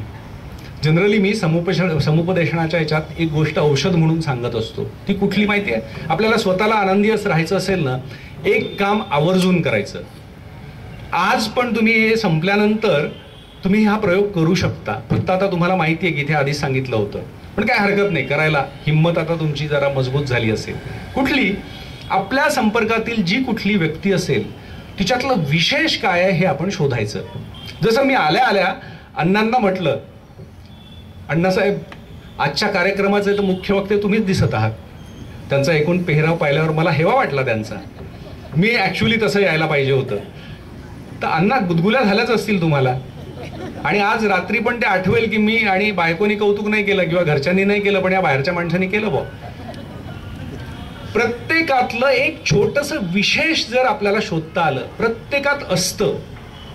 प्रत्येक जण इथे वेगळा आहे. आणि आपल्या घरात सुद्धा आम्ही पॅरेंटिंगवर काम करतो. आपल्या घरात राहणारी माणसं, आपल्या घरात राहणारी मुलं ही सगळी वेगवेगळी आहे. पण आपल्या सगळ्यांच्या बोलण्यामध्ये कायम तुलना येते. त्याला जमतं बघ ते, तुला हे नाही जमत. याला हे जमतं, त्याला ते नाही जमत. नाही, प्रत्येक जण वेगळा आहे. आणि त्या प्रत्येकातलं वेगळेपण ज्याला शोधता येतं, बघा, प्रत्येकातलं वेगळेपण ज्याला शोधता येतं तो माणूस आनंदी राहतो. पण ते नुसतं शोधून उपयोग नाही. मला विश्वास देशपांडे सरांना हे सांगता आलं पाहिजे की सर तो लेख काय सुंदर लिहिला तुम्ही, काय वाक्यरचना होती त्याची. आपल्या संपर्कात येणाऱ्या प्रत्येक माणसाची PhD करायची गरज नाहीये. ऍटलिस्ट खूप खोलात शिरता येत नसेल तर नुसतं साडीचं कौतुक करा, बायकोच्या, स्वतःच्या. झालं नसेल तुम्ही सांगू शकता, इकडे कित्येक महिन्यात झालं नसेल. आज माझ्यासोबतच गोची झाली. सकाळी माझ्या पत्नीचं व्याख्यान होतं एका शाळेत, ती तिकडे गेली आणि ती आली. मी वेगळ्याच सगळ्या विवंचनेमध्ये होतो. आणि शेवटी तिने मला विचारलं. बायका बिचाऱ्या विचारतात शेवटी, शेवटचं काहीच उरत नाही. शेवटी कशी दिसते मी, ही नामुष्की असते खरं तर, पण विचारतात. आणि त्याच्यावर मी मूर्खपणा केला. म्हटलं वा छान दिसतेस, पण ही साडी तू आधी घातली आहे ना. भांडण होता राहिलं आमचं, कारण तिने पहिल्यांदा घातली होती. तर हे बारीक लक्ष ठेवावं लागतं. आणि बघा, आपल्या जीवनामध्ये जगण्यात आनंद निर्माण करायला बाकी कुठल्याच गोष्टी लागत नाही. प्रचंड बक्कळ पैसा असलेली प्रचंड दुःखी माणसं मी या जगात पाहिली आहे. माझ्याकडे काउन्सिलिंगसाठी आलेली आहेत. खूप आनंदी असणारी माणसं मी फक्त ती अनुभवली आहे ज्यांच्या जगण्यामध्ये, ज्यांच्या जीवनामध्ये माणसं खूप आहेत. आणि त्या माणसातलं वेगळेपण त्यांना बघता येतं, ते वेगळेपण त्यांना शोधता येतं. अगदी अनोळखी माणसातलं सुद्धा वेगळेपण जर आपल्याला बघता येत असेल ना, तर त्याचं आयुष्य कसं होणार आहे माहिती नाही आहे. माझं आयुष्य मला सुंदर दिसलं पाहिजे. म्हणजे हे दोघं जण इथे आलेत, मग लगेच हेरलं की यांचं सहजीवन कसं असेल, किती सुंदर असू शकतं. ज्या घरामध्ये पुस्तक आहेत, ज्या घरामध्ये पुस्तकांच्या भिंती उभ्या होतात ना, तिथे नात्यांमध्ये भिंती उभ्या होत नाहीत. त्या सगळ्या भिंती कोसळून पडतात. भांडत नसतील असं नाही वाटत मला, आणि भांडणात कोण हरत असेल हे पण मला माहिती आहे, पण मी पण नवरा आहे. पण हे भांडण हे रात्री मिटलं पाहिजे, आणि दुसऱ्या दिवशी नवं भांडण सुरू होत असेल तर हरकत नाही. मला परवाच मी भरतदादा आंबळकरांना भेटलो मी परवा, आणि भरतदादा आणि हेमाताई दोघंही होते, आणि त्यांनी मला हे खूप सुंदर सांगितलं. सर, भरतदादा आंबळकर मला बोलले की म्हणे गेल्या इतक्या वर्षात असा एकही दिवस नसेल ज्या दिवशी आम्ही भांडलो नाही, पण अशी एकही रात्र नसेल ज्या दिवशी आम्ही प्रेम केलं नाही, एकमेकांचं कौतुक केलं नाही. आमचं सूत्र ठरलं होतं, पहिल्या दिवशी आमचा नियम ठरला होता की टोकाची भांडणं करू, मतभेद टोकाची करू, पण सकाळी झालेलं भांडण रात्री एकमेकांकडे पाठ करून झोपण्यापर्यंत जाणार नाही, याची दोघांनी आपण काळजी घ्यायची. दुसरा दिवस उगवला की दुसऱ्या दिवशी पुन्हा नवं भांडायचं, पण त्या दिवशीचं भांडण त्याच दिवशी संपवायचं. हे खरं तर आनंदी जगण्याचं सूत्र आहे. म्हणून हे वारंवार मी सांगणार आहे की तुमच्या संपर्कात येणाऱ्या प्रत्येक माणसाचं वेगळेपण शोधा, आणि नुसतं शोधू नये, मी हे सगळं करत असतो, शोधू नये, ते वेगळेपण त्यांच्यापर्यंत पोहोचवा. बघा ना, सकाळी कोणतरी मला म्हणतं की रे वा, शर्ट काय सुंदर घेतलाय, नवीन आहे का? नवीन नसेल, तो सुंदर नसेल तरी मला वाटायला लागतं की सुंदर शर्ट घातलाय मी. असं सगळ्यांबद्दल होतं की नाही? कुणाला आनंद होत नाही. आणि ही गोष्ट बाहेरून जेव्हा आत जाते, तुमच्यामधल्या गुणांपर्यंत पोहोचण्यापर्यंत तुमची दृष्टी भेदक होते की व्यक्तीच्या आतलं पण आपल्याला बघता येतं, तेव्हा आपल्या आयुष्यातच तुरटी फिरते. तुरटीचं काम काय आहे? तुरटीचं काम आहे पाणी शुद्ध करणं. तसं जगणं शुद्ध करण्याचं काम आपला दृष्टिकोन करत असतो, आणि तो दृष्टिकोन येतो कुठून? कुठूनही येत नाही. तो शिकवावा लागत नाही आणि तो शिकवता येत नाही. आपण पालक आहोत, पालक म्हणून मुलांच्या जीवनात कितीतरी दृष्टिकोन देण्याचा प्रयत्न केलाय, थकून गेलो आहोत आपण. ते जे शिकायचं ते शिकतात, आणि बऱ्याचदा ते आपण जे शिकलो आहोत ना आपल्या जगण्या वागण्यातून शिकत असतात. म्हणून तो दृष्टिकोन येतो कुठून? तर तो दृष्टिकोन येतो चिंतनातून, तो दृष्टिकोन येतो विचारांमधून, तो दृष्टिकोन येतो जो आपला जीवनाचा प्रवास आहे. त्या प्रवासाला जेव्हा आपण महत्व देतो, फक्त त्या ध्येयापर्यंत न पोचता, तेव्हा तो दृष्टिकोन प्राप्त होतो. मला एक किस्सा या ठिकाणी आठवतो, मी कुठेतरी ऐकलेला आहे.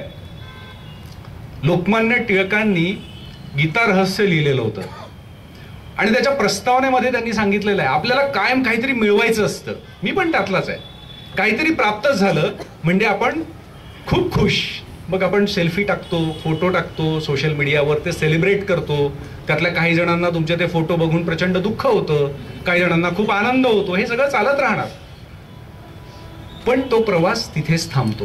ज्या क्षणी आपण एखाद्या ठिकाणी पोहोचतो तिथे ती सगळी मजाच संपून जाते. लोकमान्य टिळकांनी सांगितलं की त्या प्रस्तावनेत काय सुंदर वाक्य आहे.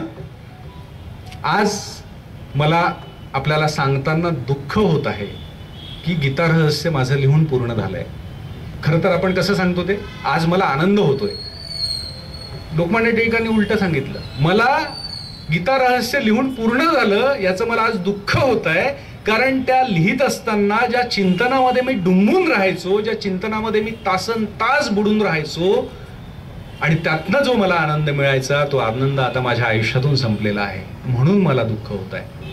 त्याचा अर्थ एवढाच आहे जे गुलजार म्हणतात, सिर्फ सफर नहीं, सफर के साथ हमसफर जरूरी है.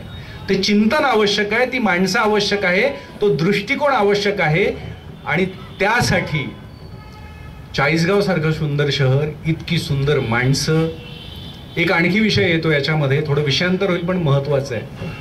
कायम आपल्याला एखादा माणूस पुढे येतो, एखाद्याचं कौतुक झालं, उदाहरणार्थ आता वेदांतजींचा इथे आपण सन्मान केला, सर्टिफिकेट दिलं, तर गरजेचं नसतं सगळ्यांनाच आनंद होईल. उद्या ते फेसबुकला टाकतील तर काही जण म्हणते अरे तो काय फेकतो, तो 12 पुस्तकं कुठे वाचतात का महिन्याला, मी नाही वाचले कधी इतका वाचणारा माणूस, असं आपण म्हणत असतो. सगळ्यात मोठी गोष्ट असते कुठली माहिती आहे? आपण म्हणतो एखाद्यावर टिप्पणी करत असताना की ही व्यक्ती प्रचंड इगोइस्ट आहे, प्रचंड अहंकार या व्यक्तीमध्ये आहे. मला तर बऱ्याच नात्यांमध्ये जी खराब नाती होताना दिसतात ती याच वाक्यापासून होताना दिसतात. माझ्याकडे येणाऱ्या केसेसमधून मी तुम्हाला सांगू शकतो की आपण सरळ सरळ एखाद्यावर एखादा टॅग लावून द्यायचा की हा माणूस असा आहे आणि ही स्त्री अशी आहे आणि हे असं आहे. इथून सुरुवात होते आणि आपल्याला हेच कळत नाही की अरे त्याच्यावरती टॅग लावत असताना आपण आपल्या जगण्यातला आनंदाचा एक हिस्साच कुरतडून फेकून दिलेला आहे. म्हणून बघा, सगळ्यात आनंदी कोण असतात? आनंदाचे डोही, आनंदी तरंग कोणाच्या बाबतीत असतं? संतांच्या बाबतीत. संतांच्या मनामध्ये कधीच कोणाविषयी एकही कलुषित भावना निर्माण होत नाही आणि झाली असेल तर तात्काळ काढून टाकतात, फेकून देतात. हा अहंकार इतकी सुंदर गोष्ट आहे, तुम्हाला सांगतो समजून घेण्यासाठी, अशी सुंदर नाही आहे. ज्या ज्या वेळेला आपल्याला वाटतं की हा माणूस इगोइस्ट आहे, याच्यामध्ये प्रचंड इगो आहे, त्याचा अर्थ एवढाच असतो की तुमच्यातला इगो दुखावलेला आहे. एखाद्यामध्ये इगो आहे हे त्याच माणसाला कळू शकतं ज्याच्यामध्ये प्रचंड इगो आहे. आता स्वतःला तपासता येईल, कारण हा आरसा आहे. ज्या क्षणी आपल्याला हे वाटलं की या माणसामध्ये इगो आहे, तर तिथे त्याला नाही तपासायचं आहे, तिथे स्वतःला तपासायचं आहे. आणि या जगामध्ये माझ्या असं लक्षात आलं, असा एकही माणूस नाही आहे ज्याच्यामध्ये सगळंच वाईट आहे. मी असंही पाहिलं की माझा जो शत्रू आहे ना, कट्टर, त्या शत्रूला पण जीवाभावाचा मित्र आहे. याचा अर्थ माझं कुठेतरी चुकण्याची शक्यता आहे. तर जीवनाचं एकच सार्थक मला वाटतं, किंवा जीवनाचा एकच उद्देश मला माझ्या बाबतीत लक्षात येतो की भरपूर माणसं जोडा, इतकी माणसं जोडा, इतकी माणसं जोडा आणि त्या सगळ्यांवर प्रेम करा. आता प्रणील आमच्या सोबतच जवळजवळ राहतो असं म्हणायला हरकत नाही. आठवड्यातनं 2-3 दिवस तो घरी येतो. त्याला माहिती आहे आमची जी मुलं आहेत ना, दोन्ही मुलं, ती फक्त आमची 2 मुलं आहे असं आम्ही मानतच नाही. त्यांच्यासाठी स्पेशल असं खूप काही करत नाही. हा, त्यांना खूपच जास्त त्यांना वाटू नये एवढी आम्ही काळजी घेतो, पण आमच्या संपर्कात येणाऱ्या सगळ्या मुलांवर तेवढंच प्रेम करतो, तितकीच त्यांची काळजी घेण्याचा प्रयत्न करतो. आणि त्यांनी न सांगता आम्हाला त्यांच्या जीवनातलं दुःख कळेल, त्यांची अडचण समजेल, त्यांची समस्या समजेल, हे हेरून त्यांनी न बोलता ते सोडवण्याचा सुद्धा प्रयत्न करतो. राजूभाऊ साक्षीदार आहे. मी माझं मोठेपण सांगायला इथे आलो नाहीये. मला हे सांगायचं आहे की नाती तीच नाही आहेत जी नेमून दिलेली आहेत रक्ताची. फक्त रक्तांच्या नात्यात जर आपण गुरफटलो तर दुःख वाढत राहतं, पण रक्ताच्या नात्यासोबत बाहेरची पण नाती समृद्ध होत गेली तर जगणं सुंदर होत जातं. याच्यात एक दुसरा आणखी एक क्रायटेरिया तो मला इथे स्पष्ट केला पाहिजे. कुठला? मी अशी पण माणसं पाहिली आहे ज्यांचं बाहेर खूप छान आहे, बाहेरचा परिवार समृद्ध आहे, घरात कुत्रं विचारत नाही. हे पण फार चुकीचं आहे.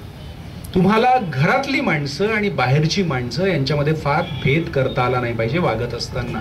तुम्हाला थोडंसं परग्रहासारखं वाटू शकतं, वेगळ्या ग्रहावरचं काहीतरी मी बोलतोय. बिलकुल नाही. आम्ही जे जगतोय तेच आम्ही बोलतोय. मी बोलतोय.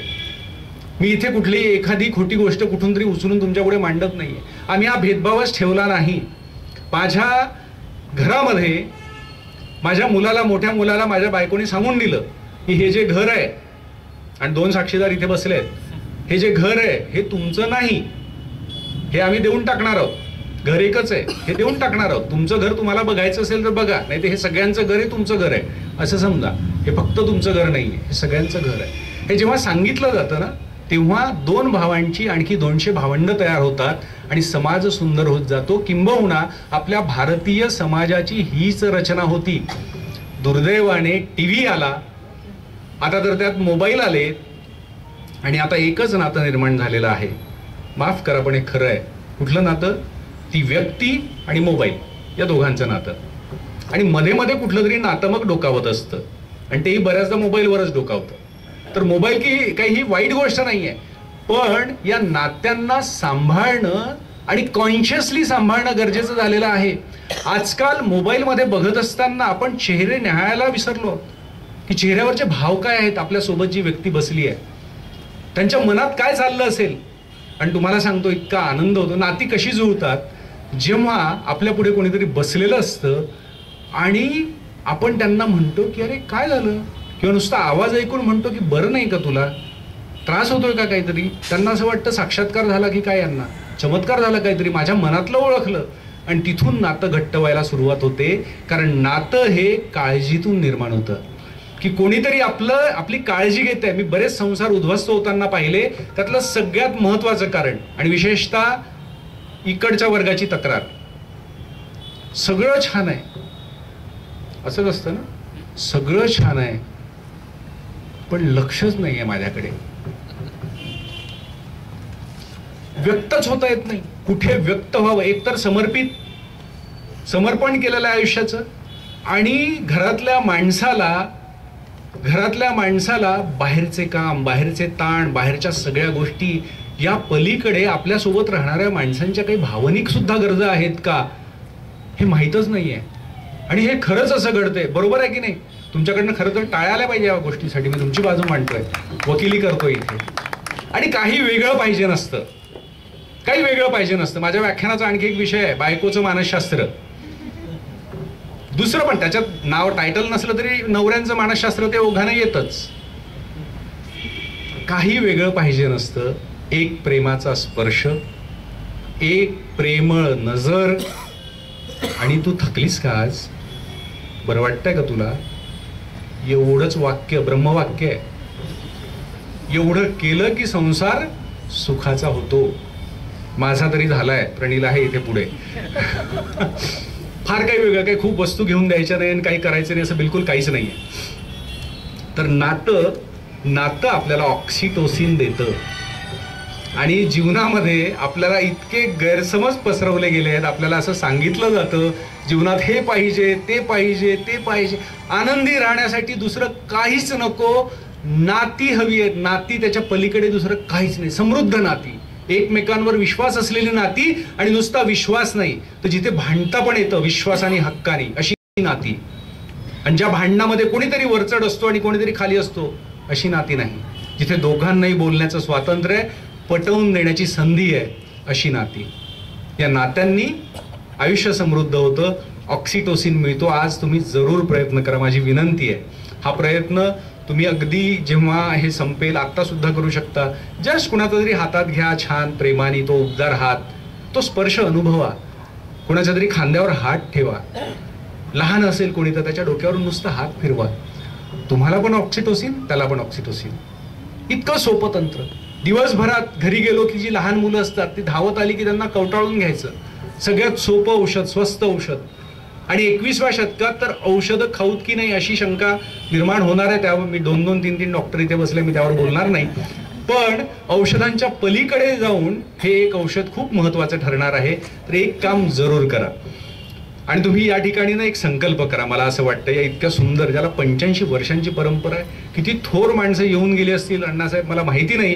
त्यांची यादी जर मी पाहिली तर खरंच माझं धाडस पण झालं नसतं इथे उभं व्हायचं, अशी माणसं इथे आली असतील. या ठिकाणी ही अतिशय पवित्र अशी जागा आहे. प्रचंड अशा एनर्जीज या जागेमध्ये, व्हायब्रेशन्स आहेत. या ठिकाणी एक संकल्प केला पाहिजे असं मी तुम्हाला आग्रह करेन की आज इथून गेल्यावर किंवा उद्या सकाळी उठल्या एक काम करा की अतिशय अशा जवळच्या व्यक्तीला आपल्या मनात त्याच्याविषयीच्या ज्या काही भावना असतील ना चांगल्या, उद्याच्या दिवशी वाईट नका बोलू, उद्याचा दिवस टाळू आपण, ते सांगू कधीतरी बसवून मस्तपैकी की मला या क्षणी ना असं वाईट वाटलं होतं. पण उद्याच्या दिवशी असा फोन किंवा आत्ता गेल्या तुम्हाला फोन म्हणा किंवा प्रत्यक्ष बसून करता येईल का हे करण्याचा संकल्प करा. आणि मग मी जे काही सांगितलं ते एक तर साफ खोटं होतं आणि फालतू होतं असं तरी ठरवा, किंवा हे खरं होतं हा स्वानुभवातून तुम्ही सिद्ध होऊन इतरांना सांगायला पण सुरुवात करा. पहिलं डी फॉर डोपामाइन. जे एखादं टार्गेट पूर्ण केलं, म्हणजे हे जर टार्गेट तुम्ही आत्ता घेतलं असेल की उद्या मी फोन करणार आहे कोणाला तरी किंवा कोणाला तरी आईला सांगणार आहे, घरी गेल्यानंतर कोणाला तरी कवटाळणार आहे, हे टार्गेट तुमचं असेल आणि ते तुम्ही पूर्ण केलं की तुमच्या लक्षात येईल की डोपामाइन मिळालं. आणि दुसरं ऑक्सिटोसिन, स्पर्श, प्रेमाचे शब्द, कोणाचं तरी कौतुक, ते तुम्हाला मिळालं. तिसरं आहे डोज मधला एस, सेरोटोनिन. सेरोटोनिन हे इतकं महत्वाचं हॅपीनेस हार्मोन आहे की त्याच्याशिवाय जगण्यात जीवन जगताना आपण आनंदीच राहू शकत नाही. आणि आजच्या काळातली सगळ्यात मोठी गोष्ट दुःखाची ही आहे, आपल्या जीवनामध्ये प्रचंड दुःख आहेत. समाज प्रचंड दुःखी झालेला आहे असं दिसतं, कारण आमच्याकडच्या केसेस वाढत आहेत. म्हणून मी तुम्हाला सांगू शकतोय अधिकाराने, सेरोटोनिन ही गोष्ट फक्त एकातून मिळते. औषधांमधून ती मिळत असेल पण औषधं कोणाला खावीशी वाटत नाही. सेरोटोनिन मिळतं जेव्हा आपण कुणाला तरी मदत करतो, हेल्प करतो. आणि आपल्याला असं सांगितलं गेलं आत्ता आत्ताच्या या काळामध्ये की इतरांना मदत करा, परोपकार करा, गरिबांची मदत करा, बिचाऱ्या बापड्यांना धावून जा, हे अतिशय चुकीचं आहे. आपल्या संस्कृतीमध्ये कायम सांगितलं गेलं आहे. कर्णाचं उदाहरण दिलं जातं, दानशूर कर्णाचं. दानशूर करणं भल्या पहाटे उठून जेव्हा दान द्यायचा तेव्हा दान घेणाऱ्याला तो नमस्कार करायचा आणि सांगायचा की तुम्ही मला हे दान देण्याची संधी दिली, मी तुमचे आभार मानतो. ते कारण आहे त्याच्यात की जेव्हा आपण कुणाची तरी मदत करतो तेव्हा त्याचं भलं होत नसतं, भलं आपलं होत असतं. आणि हे कधी सांगितलंच जात नाही. खऱ्या अर्थाने मुलांना शाळां इतकीच गरज या गोष्टींची आहे. नात्यांचं महत्व त्यांना समजणं, टार्गेट्स छोटे छोटे पूर्ण करण्यातून काय तुम्हाला मिळतं हे समजणं, इतकंच नव्हे तर दुसऱ्यांची मदत केल्यामुळे तुमच्या जीवनामध्ये काय समृद्धी येते, सुबत्ता येते, ह्याचं महत्व मुलांना कळलं पाहिजे, आपल्या स्वतःला कळलं पाहिजे. इतरांची मदत केली तरच आपल्याला सेरोटोनिन मिळू शकतं, दुसऱ्या माध्यमातून मिळत नाही, औषधातून मिळू शकेल फार फार तर. आणि किती सोपं आहे तुम्ही बघा. मी नेहमी सांगतो, एखाद्याने साधा पत्ता विचारला आणि तो पत्ता आपल्याला माहीत असेल तरी चेहरा खुलतो तेवढ्या वेळासाठी की अरे वा मला माहिती आहे. मग आपण त्यांना डिटेल्ड पत्ता जेव्हा सांगतो त्यावेळेस आपला तो भाव आठवा किंवा ती अवस्था आठवा. आणि ज्या वेळेस तुम्हाला पत्ता माहीत नाही किंवा तुम्ही धावपळीत आहात त्यांनी सांगत आहात नाही मला नाही माहिती, दुसरीकडे विचार, वैतागून बोललोय, त्यावेळेसची आपली मनस्थिती आठवा. दोघांमध्ये फरक जाणवेल. कारण काय, जेव्हा आपण दुसऱ्यांना मदत करतो तेव्हा आपलं भलं होतं. आणि आणखी एक महत्वाची गोष्ट याला मी जोडून सांगतो, हे माझ्या जीवनाचं मी सूत्र बनवलेलं आहे आणि मी आता सांगायला सुरुवात केली आहे. आपल्या जीवनातलं दुःख अन्य कुठल्याही मार्गाने कमी होऊ शकत नाही. ते आपल्याला फेसच करायचं आहे, ते नाहीसं करताच येत नाही. आपल्या जीवनातलं दुःख, आपल्या वेदना फक्त एका मार्गाने कमी होतात किंवा दूर होतात जेव्हा आपण इतरांचं दुःख कमी करतो. आनंदाचं सूत्र आहे हे, दुसरं सूत्रच नाही आहे. आपलं दुःख कमी करायचं असेल तर सगळ्यात आधी दुसऱ्यांचं दुःख कसं कमी करता येईल यावर काम करायचं. आपोआप आपलं दुःख नाहीसं झालेलं आपल्याला दिसतं मागे वळून पाहताना. आणि हे सगळे प्रयोग आम्ही करायला सुरुवात केली असं लक्षात आलं. कुठलाही बँक बॅलन्स ठेवला नाही, कुठल्याही भानगडीत आम्ही पडलेलो नाहीत. मला कधीतरी शुभांगीताई विचारतात की सर तुम्हाला यायचं आहे तर मग मानधन वगैरे काय सांगाच असा आग्रह होतो. तेव्हा हिम्मत करून मग राजेश भाऊंजवळ म्हणतो की भाऊ मला तर यातलं फार काही कळत नाही, तुम्हीच काहीतरी बोला आणि ठरवा तुमच्या तुम्ही. कारण माहिती आहे मी इथून जरी नाही घेतलं ना, मला देणारे आणखी काही अदृश्य असे हात आहेत ज्यांना माझी काळजी आहे. हा प्रयोग आम्ही आमच्या जीवनात केलाय. आणि जिथे फक्त आपण मिळवण्याच्या मागे लागतो तिथे सोर्सेस रिस्ट्रिक्टेड होतात. आणि जिथे आपण असे मस्त मुक्तपैकी जगायला सुरुवात करतो, अशा बाहू फैलावून आपल्या जगण्याच्या, तेव्हा अनेक हात, असंख्य लोक आपल्या आयुष्यामध्ये येतात. आणि मला तरी असं कळलंय की अशी असंख्य माणसं आपल्या जीवनात येणं म्हणजे खऱ्या अर्थानं यश आहे, म्हणजे खऱ्या अर्थानं समृद्धी आहे, सुख आहे. आणि त्यातच आपल्या आनंदाचे कारंजे निर्माण होत असतात. आणि डोज मधलं तिसरं अल्फाबेट आहे, तिसरं अक्षर आहे ई. डोज मधला ई फॉर एंडॉर्फिन. ते मी सांगण्याचं फार कारण नाही, डॉक्टर्स इथे बसलेले आहेत. एंडॉर्फिन आपल्याला व्यायामातून मिळतो. सकाळी आपण जे मॉर्निंग वॉक करतो किंवा वॉर्निंग वॉक म्हणूया, डॉक्टरांनी वॉर्निंग दिल्यावर जो वॉक करतो त्यावेळेस ते आपल्याला प्राप्त होतं. आणि ते सुद्धा आपल्या जीवनामध्ये खूप आवश्यक आहे. आणि एक उदाहरण मी सांगणार आहे शेवटचं. इकिगाई नावाचं पुस्तक कोणी वाचलंय? चाळीसगावकडून मला ही निश्चित अपेक्षा आहेच, एवढे वाचक असतील. कारण बऱ्याचदा एखाद दुसराच हात वर येतो. तर माझी विनंती आहे, अण्णासाहेब आहे आपल्याकडे ते इकिगाई? हा असेलच. इकिगाई पुस्तक नक्की वाचायला घ्या. ते एक छोटंसं सूत्र मी तुम्हाला सांगणार आहे, एकदम छोट्या वाक्यामध्ये, कमीत कमी वाक्यामध्ये. इकिगाई हा एक अतिशय आनंदी आणि दीर्घ आयुष्य जगण्याचा एक फॉर्म्युला आहे. इकिगाईमध्ये 4 गोष्टी सांगण्यात आल्या. सोप्या भाषेत सांगतो, सोपं करून तुम्हाला एकदम. 4 गोष्टी सांगण्यात आल्या. आनंदाने राहायचं असेल तर काय केलं पाहिजे आणि आनंदी राहिल्यामुळे काय होतं. तर आनंदाने राहायचं असेल तर हे 4 इकिगाईचे 4 नियम पालन करायचं आहे. आणि आनंदी राहिलं तर माणूस 120 वर्षांपर्यंत जगतो. माणसाचं सरासरी आयुष्य तेवढं आहे. तुम्ही म्हणाल हे आधी होतं. नाही, अजूनही जपानमध्ये ओकिनाका नावाचं एक बेट आहे, त्या बेटावर अशी माणसं आहेत की ज्यांचं सरासरी आयुष्य 120 वर्षांचं आहे. जगभरातल्या शास्त्रज्ञांनी त्यावर संशोधन केलं आणि संशोधनातून गोष्ट पुढे आली की ही माणसं इतके आयुष्य कसं काय जगतात, तर लक्षात आलं ही आनंदाने जगतात. पण त्यांच्या जीवनात आनंद आणि आमच्या का नाही आहे, याचं कारण असं आहे, मी तुम्हाला प्रश्न केला तर तुम्हीच उत्तर देऊ शकाल. किती जण असे आहेत जे त्यांच्या जीवनामध्ये आनंद वाटतोय म्हणून काम करतायत? बहुतेक जण तर पैसे मिळू शकतील, मिळतीलच हे पण नाही हा, पैसे मिळू शकतील म्हणून काम करतायत. आपण शिकलो पण त्यासाठीच. आपल्या शाळांनी काय सांगितलं, मोठं व्हायचंय म्हणजे काय, छान नोकरी मिळाली पाहिजे. बघा गावामध्ये आपल्याकडे पण असेच सत्कार होत असतील. जो कुठला तरी क्लास 1 आणि क्लास 2 ऑफिसर झालाय जनरली एक खूप आनंदाने जगणारा माणूस 40गाव मध्ये होत असेल, पण बाहेर असं होत नाही. आनंदाने जगण्यासाठी सगळ्यात महत्वाचं काय आहे, त्या इकिगाई पुस्तकातून सांगितलेल्या 4 गोष्टी आहेत. त्यातली पहिली गोष्ट, तुम्हाला जे आवडतं तेच करा. सोप्पा फॉर्म्युला. आणि तुम्हाला वाटत असेल की हे अशक्य आहे, बिलकुल अशक्य नाही. किंवा ऍटलिस्ट तुम्ही जे करत आहात त्याच्यात आनंद आला पाहिजे, कटकट नको बिलकुल. तर पहिली गोष्ट, जे आवडतं ते करायचंय म्हणजे आनंद निर्माण होईल. इकिगाई, पहिली इकिगाई. दुसरी इकिगाई सांगितली, नुसतं आवडून उपयोग नाहीये, कारण आवडतं तर आपल्याला काय, मलाही गाणं गायला आवडतं पण गाता येत नाही, इथे कोणीच टिकणार नाही. जे आवडतं आणि जे आपल्याला उत्तम जमतं ते करायचंय. या जगामध्ये प्रत्येक माणसामध्ये, प्रत्येक माणसात स्पेशल असं काहीतरी आहे आणि हे आम्ही मुलांसोबत काम करताना अनुभवतोय. 100% प्रत्येकात वेगळेपण आहे, प्रत्येकात. मी तुम्हाला सांगतो, आपल्या संस्कृतीमध्ये एक कायम आशीर्वाद दिला जायचा. कुठलीही विवाहित स्त्रीने नमस्कार केला कुणालाही, कुठला आशीर्वाद होता? हा, अष्टपुत्र सौभाग्यवती भव, हा आशीर्वाद दिला जायचा. बरोबर आहे ना?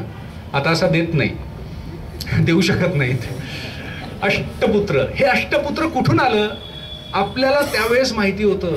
आता त्या गार्डनर वगैरे यांनी शोधून काढलं की 8 प्रकारच्या बुद्धिमत्ता असतात आणि त्या 8 प्रकारच्या बुद्धिमत्तांमध्ये मग त्यात तो आशीर्वाद असा होता त्या मातेला, होणाऱ्या मातेला, की तुला अशी 8 पुत्र व्हावीत, ज्यापैकी एक कोणीतरी शब्दांचा जादूगर असेल, म्हणजे साहित्यिक किंवा लेखक असेल, वक्ता असेल, कोणीतरी एक गणित तज्ज्ञ असेल, कोणीतरी प्रचंड धाडसी आणि शूरवीर सेनापती असेल, कोणीतरी निसर्गात रमणारा, आमच्या राजेश भाऊंसारखा कोणीतरी निसर्गात रमणारा व्यक्ती असेल, पर्यावरण तज्ज्ञ असेल, कोणीतरी शस्त्र वगैरे बनवणारा, ज्याच्याकडे कला कौशल्य आहे असा चित्रकार असेल, कारागीर असेल. अशा पद्धतीचे ते आशीर्वाद होते. याचा अर्थच एवढा होता की या सगळ्या क्षमता माणसांकडे असतात. कुठली तरी मला जर बोलता येत असेल किंवा लिहिता येत असेल तर मी त्यात करिअर केलं पाहिजे, आणि तुम्हाला वेगळं काहीतरी जमत असेल तर तुम्ही त्यात केलं पाहिजे. पण ते नेमकं काय हे मुद्दाम सांगतोय कारण इथे फार पालक बसलेले आहेत. फार चिंता करू नका. मुलांना किती त्यांच्या परीक्षेमध्ये किती मार्क्स मिळत आहेत, ते शाळेमध्ये किती पुढे आहेत, त्यांची कशी प्रगती होते हे ठरवूच नका. तुम्हाला कदाचित माहिती नाहीये, मी पालकांसोबत आता डील करतोय, मुलं डिप्रेशनमध्ये जात आहेत. डिप्रेशनमध्ये कशासाठी? की त्या शेजारच्या मुलाला 90% मिळाले आणि तुला 89 आहेत. जगणं मुश्किल झालंय. लहान मुलांचा जो ताण आपण आपल्या या वयामध्ये आपल्या डोक्यावर घेतलाय, तो ताण आपल्या मुलांवर आहे. आणि एका क्षणाला आपण तर बगावत करू शकत नाही. आपल्या घरातली मुलं आता बगावत करायला लागलेली आहे. 10वी नंतर ऐकणं सोडतात. तुमच्यापेक्षा जास्त त्यांची मित्र त्यांच्या जवळची होतात. हे आम्ही पण अनुभवतो घरामध्ये. जेव्हा जास्तीत जास्त ताण दिला जातो तेव्हा हे सगळं घडत असतं. बिलकुल द्यायचं नाहीये. त्याच्यातलं वेगळेपण काय आहे आणि हेही बघू ना. आता मी राजेश भाऊंना जेव्हा पहिल्यांदा भेटलो, अनेक वर्ष झाली, मला नंतर कळलं राजेश भाऊंचं शिक्षण B.Com झालेलं आहे. आणि देशभरातल्या कित्येक डॉक्टर साहेब, कित्येक तुम्ही साक्षीदार आहात, कितीतरी जणांना सर्पदंश झाल्यावर काय झालं अशा कित्येक डॉक्टरांशी ते बोलतात आणि सल्ला देतात. त्यांचं वेगळेपण काय होतं? निसर्ग, प्राणी, जीवरक्षा, असं हे वेगळेपण. म्हणून फक्त राजेश भाऊ ग्रेट आहेत असं बिलकुल नाही. फक्त त्यांना जे आवडलं ना ते त्यांनी स्वीकारलं. त्यांना जे आवडलं ते स्वीकारलं. आपल्या बाबतीत असं होत नाही. आपल्याला जे आवडतं आणि जे योग्य असतं ते स्वीकारलंच पाहिजे. याचं धाडस आपल्याकडे नसतं. आपल्याला नेहमी सांगितलं जातं की माणसाने सकारात्मक असलं पाहिजे, सकारात्मक असलं पाहिजे. पण सकारात्मक असण्यापेक्षा महत्वाचं आहे स्वीकारात्मक असणं. जी व्यक्ती स्वीकारात्मक असते ती सकारात्मक असलेल्या माणसापेक्षा जास्त आनंदी असते आणि जास्त पुढे असते. म्हणून आपल्याला काय आवडतं, आपल्याला काय जमतं, आणि जे आवडतं आणि जमतं त्यातून आपल्याला मोबदला मिळतो का? कारण जगायला काहीतरी लागणार आहे. तो मोबदला मिळतो का? आणि चौथं, हे तीनही असून उपयोग नाही, कारण आपण समाजशील प्राणी आहोत. जे फक्त माझ्या फायद्याचं आहे. आपल्याला नेहमी सांगितलं जातं की परावलंबी राहू नका, एकदम बरोबर.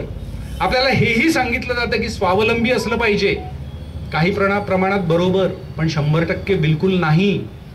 या निसर्गाचाच नियम आहे आणि त्याच्यात कधीच कमीपणा मानून घेऊ नये. मी खूप स्वावलंबी आणि माझ्या जीवावर आहे, बिलकुल नाही. याच गोष्टींनी संपवलंय आणि आजच्या काळातली हीच संस्कृती झाली आहे. मी, माझं कुटुंब, बस संपलं.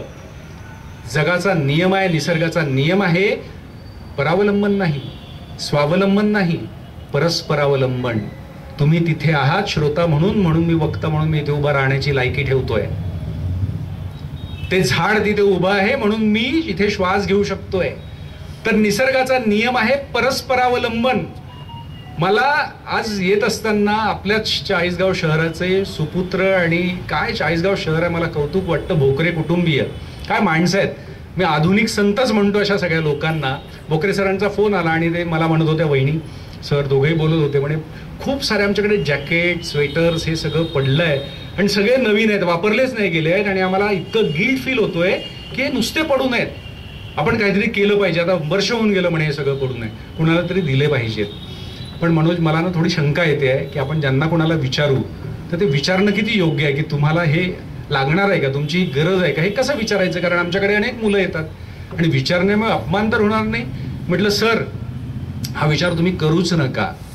तुम्ही जर मलाही देणार असाल ना तर मी एका कारणासाठी तर तुम्ही दिलेलं जॅकेट नक्कीच वापरेल, कारण दुसऱ्यानं दिलेलं जेव्हा मी वापरायला सुरुवात करतो ना, जरी माझ्याकडे असेल तरी, त्यावेळेसच माझ्यातला अहंकार गळून पडतो आणि मला जाणीव होते की माझी डिपेंडन्सी कुणावर तरी आहे आणि कुणामुळे तरी मी आहे. तेव्हा दुःख कमी व्हायला लागतं. एक छोटंसं शेवटचं उदाहरण सांगतो आणि मी थांबणार आहे. तुमचे काही प्रश्न असतील तर ते पण आपण करूयात. आमचे एक मित्र आहेत, अमरभाई कुकरेजा म्हणून. नवरंग चहा तुम्हाला माहिती असेल, जळगावला खूप फेमस आहे. तर त्यांनी त्यांच्या मुलीचं लग्न करत असताना असा विचार केला की सिंधी कम्युनिटीमधले आहेत आणि त्यांनी ठरवलं की आपण नेहमीपेक्षा जरा वेगळं करूयात, फार उधळपट्टी करू नये, साधेपणाने लग्न करू. पण या लग्नात जो काही मला काही लाख रुपयांचा खर्च येणार आहे त्यातनं मी एका गोशाळेचं बांधकाम करायला तयार आहे. मग त्याने एक गोशाळा शोधून काढली, खूप जुनी, 36 वर्ष जुनी गोशाळा शोधली आणि ती गोशाळेचं त्यांनी रिनोव्हेशन केलं आणि मला ते दाखवायला घेऊन गेले की यात आणखी काय वगैरे वगैरे.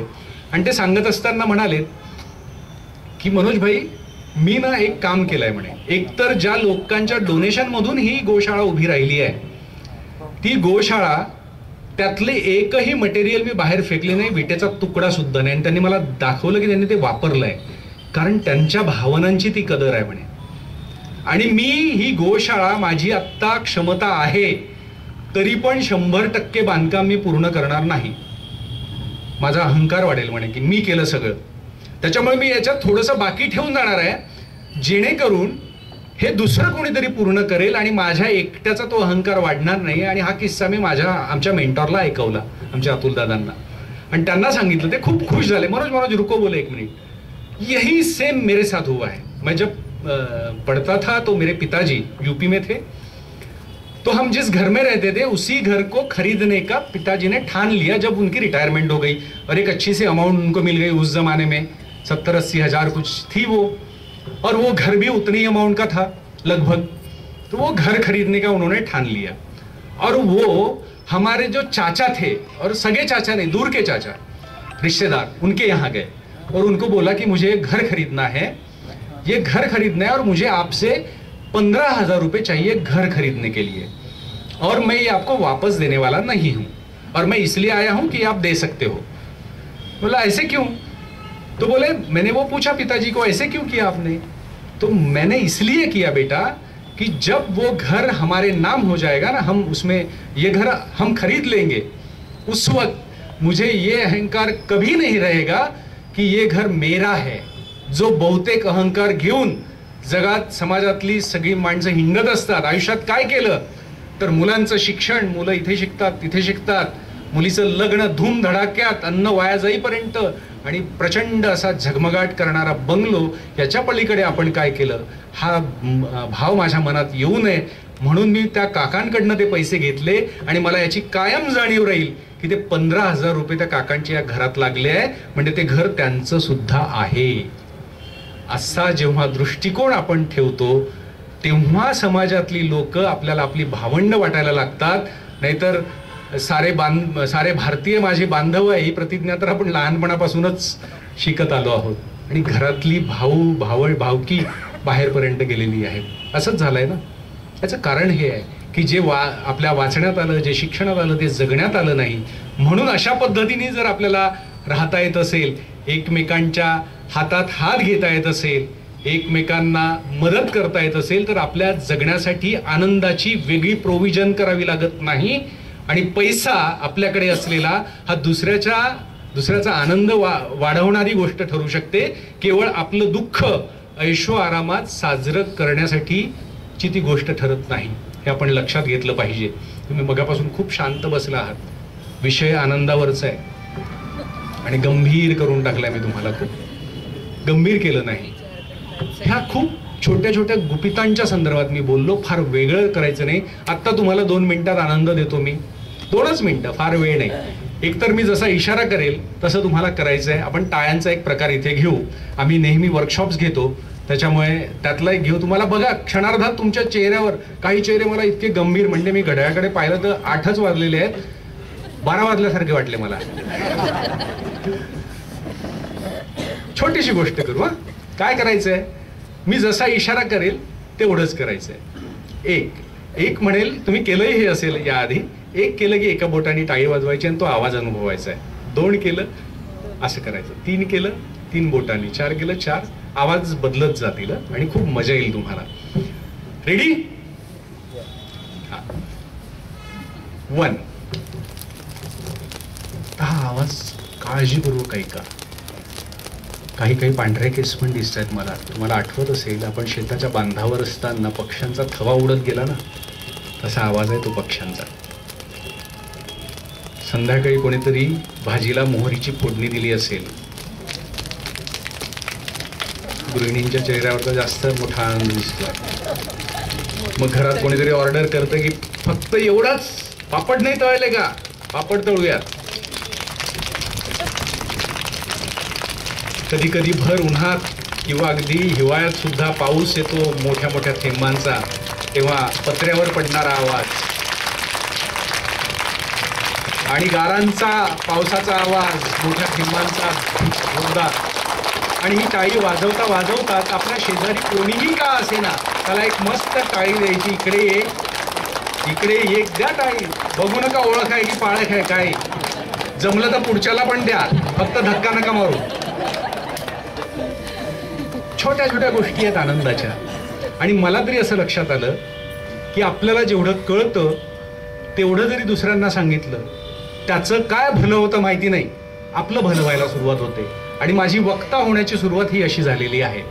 म्हणून तुम्हाला आज यातलं जे काही थोडंफार सापडलं असेल ते आज रात्री, उद्या, 2-4 दिवस, 8 दिवस इतरांना सांगत सुटा। तुमच्या असं लक्षात येईल की मागच्या काही आठवड्यापर्यंत कुठलं तरी दुःख, कुठला तरी तणाव घेऊन जे आपण जगत होतो तो कुठे गेला आहे डॉक्टर साहेबांकडे जाण्याच्या आधीच। त्याच्यासाठी तुम्हाला मी खूप शुभेच्छा देतो, आणि खरंच प्रयोग करा। माणसांपेक्षा मोठं औषध या जगात दुसरं कुठलंच नाही। ही माणसं आपली औषध आहेत आणि आपण त्यांचं औषध आहोत, एवढाच आपल्याला विश्वास ठेवायचा आहे। कुणाला काही प्रश्न असेल तर जरूर विचारा, मी या ठिकाणी थांबतो। Thank you so much. आणि सर, मला तुम्ही इथे बोलवलं, इतका मान सन्मान दिलात, आणि चाळीसगावने नेहमी माझ्यावर प्रेम केलं। प्रत्येक वेळी नवं काय सांगायचं असा प्रश्न मला पडतो, तुम्ही सगळ्यांनी शांततेने ऐकून घेतलं. मी मनापासून आपले आभार मानतो. आता आपुल्या झरा झुळझुळे निळा निळा स्वच्छंद, लक्षात ठेवायचं आहे, बाहेर नाही आहे तो. आता आपुल्या झरा झुळझुळे निळा निळा स्वच्छंद, आणि जगणे म्हणजे उधळीत जाणे हृदयातील आनंद, आणि जगणे म्हणजे उधळीत जाणे हृदयातील आनंद, हृदयातील आनंद. Thank you so much. सन्माननीय व्यासपीठ आणि उपस्थित सज्जन हो, जवळपास 1 ते 1.5 तासापासून आनंदाची उधळण या ठिकाणी होत होती, आणि त्या आनंदाच्या पावसाचे तुषार जणू काही आपल्या अंगावर पडत होते, आणि एक अनोखा आनंद आपल्याला होत होता. आजचे जे वक्ते आहेत त्यांच्या बोलण्याचा फ्लो इतका सुंदर होता की आपल्याला असं कुठेही वाटलं नाही की यांचं बोलणं केव्हा थांबतं. अतिशय सुंदर अशा पद्धतीनं ते बोलत गेले, आणि आनंदाने जगावं कसं त्याची सूत्र त्यांनी आपल्याला सांगितली. डॉक्टरच डोस देतात असं नाहीये, त्यांनी सुद्धा आपल्याला डोस दिलेला आहे, आणि तो आनंदाने जगण्याचा डोस आहे. मित्र हो, आनंद शोधण्यासाठी कुठं बाहेर जावं लागत नाही. तुझे आहे तुझं पाशी परी तू जागा चुकल्याशी असं आपण म्हणतो. तर हा आनंद आपल्याजवळच असतो, फक्त आपल्याला तो शोधता आला पाहिजे, आणि तो कसा शोधायचा ते त्यांनी आज आपल्याला सांगितलं. या निमित्ताने मला 1-2 गोष्टी आठवल्या, त्या या ठिकाणी सांगतो मी. की त्यांनी डोस या शब्दाचं स्पष्टीकरण केलं, त्यातलं प्रत्येक अक्षर आपल्याला काय सांगतं. त्यामधला जो डी आहे डोपामाइन, किंवा ओ म्हणजे ऑक्सिटोसिन. तर मागे तुम्हाला आठवत असेल की मुन्नाभाई MBBS या नावाचा एक चित्रपट आला होता, आणि त्याच्यामध्ये त्यांनी हे सूत्र सांगितलेलं होतं, जादू की झप्पी. तुम्हाला आठवत असेल ते त्यांनी आज त्यांच्या याच्यामध्ये सांगितलं. हे खूप छोट्या छोट्या गोष्टी असतात, पण खूप महत्त्वाच्या असतात. आणि आज आपण सगळे भौतिक गोष्टींमध्ये अडकलेलो आहोत. मला असं वाटतं की माझं 40गावमध्ये एक घर असावं, पुण्यामध्ये एक घर असावं, मुंबईमध्ये माझं एखादं घर असावं, अजून कुठे बंगलोरला वगैरे असावं, असे माझे ठिकठिकाणी फ्लॅट्स घरं असले पाहिजेत. पण तुम्हाला सांगतो, सगळ्यात मोठी गोष्ट म्हणजे कोणाच्या तरी हृदयात घर असणं. आपल्यासाठी जर इतरांच्या हृदयामध्ये घर असेल तर ते सगळ्यात मोठं आहे. मागे अमरावतीचे डॉक्टर अविनाश सावजी या ठिकाणी व्याख्यानासाठी आले होते खूप वर्षांपूर्वी. त्याने असं सांगितलं होतं की माझं कुठे घर नाही म्हणे, अमरावतीवर असेल, पण मी जिकडे जातो ना, ज्या गावात जातो तिथं माझी अनेक घर आहेत. त्या प्रत्येकाला असं वाटतं की मी यावं. तसे आजचे वक्ते आहेत, त्यांनी सांगितलं की आज मला 2 ठिकाणी जेवणासाठी बोलवलं, की सगळेच बोलवत आहेत. खूप आनंदाची गोष्ट आहे. तर अशा या आनंद मूर्तीचे आभार या ठिकाणी मानतो. ते आपल्या वाचनालयाच्या आमंत्रणाला मान देऊन या ठिकाणी आले. त्यांचे सहकारी सुद्धा चौधरी साहेब या ठिकाणी आलेले आहेत, त्यांचेही मी आभार मानतो. त्यानंतर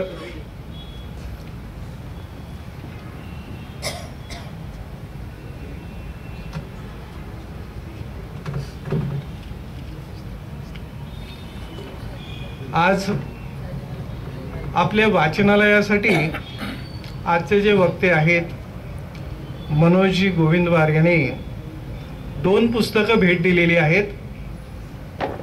त्यातलं एक पुस्तक आहे मी एक स्वप्न पाहिलं. अतिशय सुंदर असं पुस्तक आहे. भिल्ल समाजातील IAS झालेल्या तरुणाचा प्रेरणादायी जीवन प्रवास, डॉक्टर राजेंद्र भारूड यांचं हे पुस्तक. आणि दुसरं पुस्तक आहे स्वप्नवेडी माणसं. जी माणसं वेडी असतात तीच शहाण्यांसाठी काहीतरी काम करून दाखवतात या जगामध्ये, तर अशी 2 पुस्तकं त्यांनी भेट दिलेली आहे. मी त्यांना विनंती करतो की आमच्या अध्यक्षांना त्यांनी ही पुस्तकं द्यावीत. त्यांचे शुभ असतील.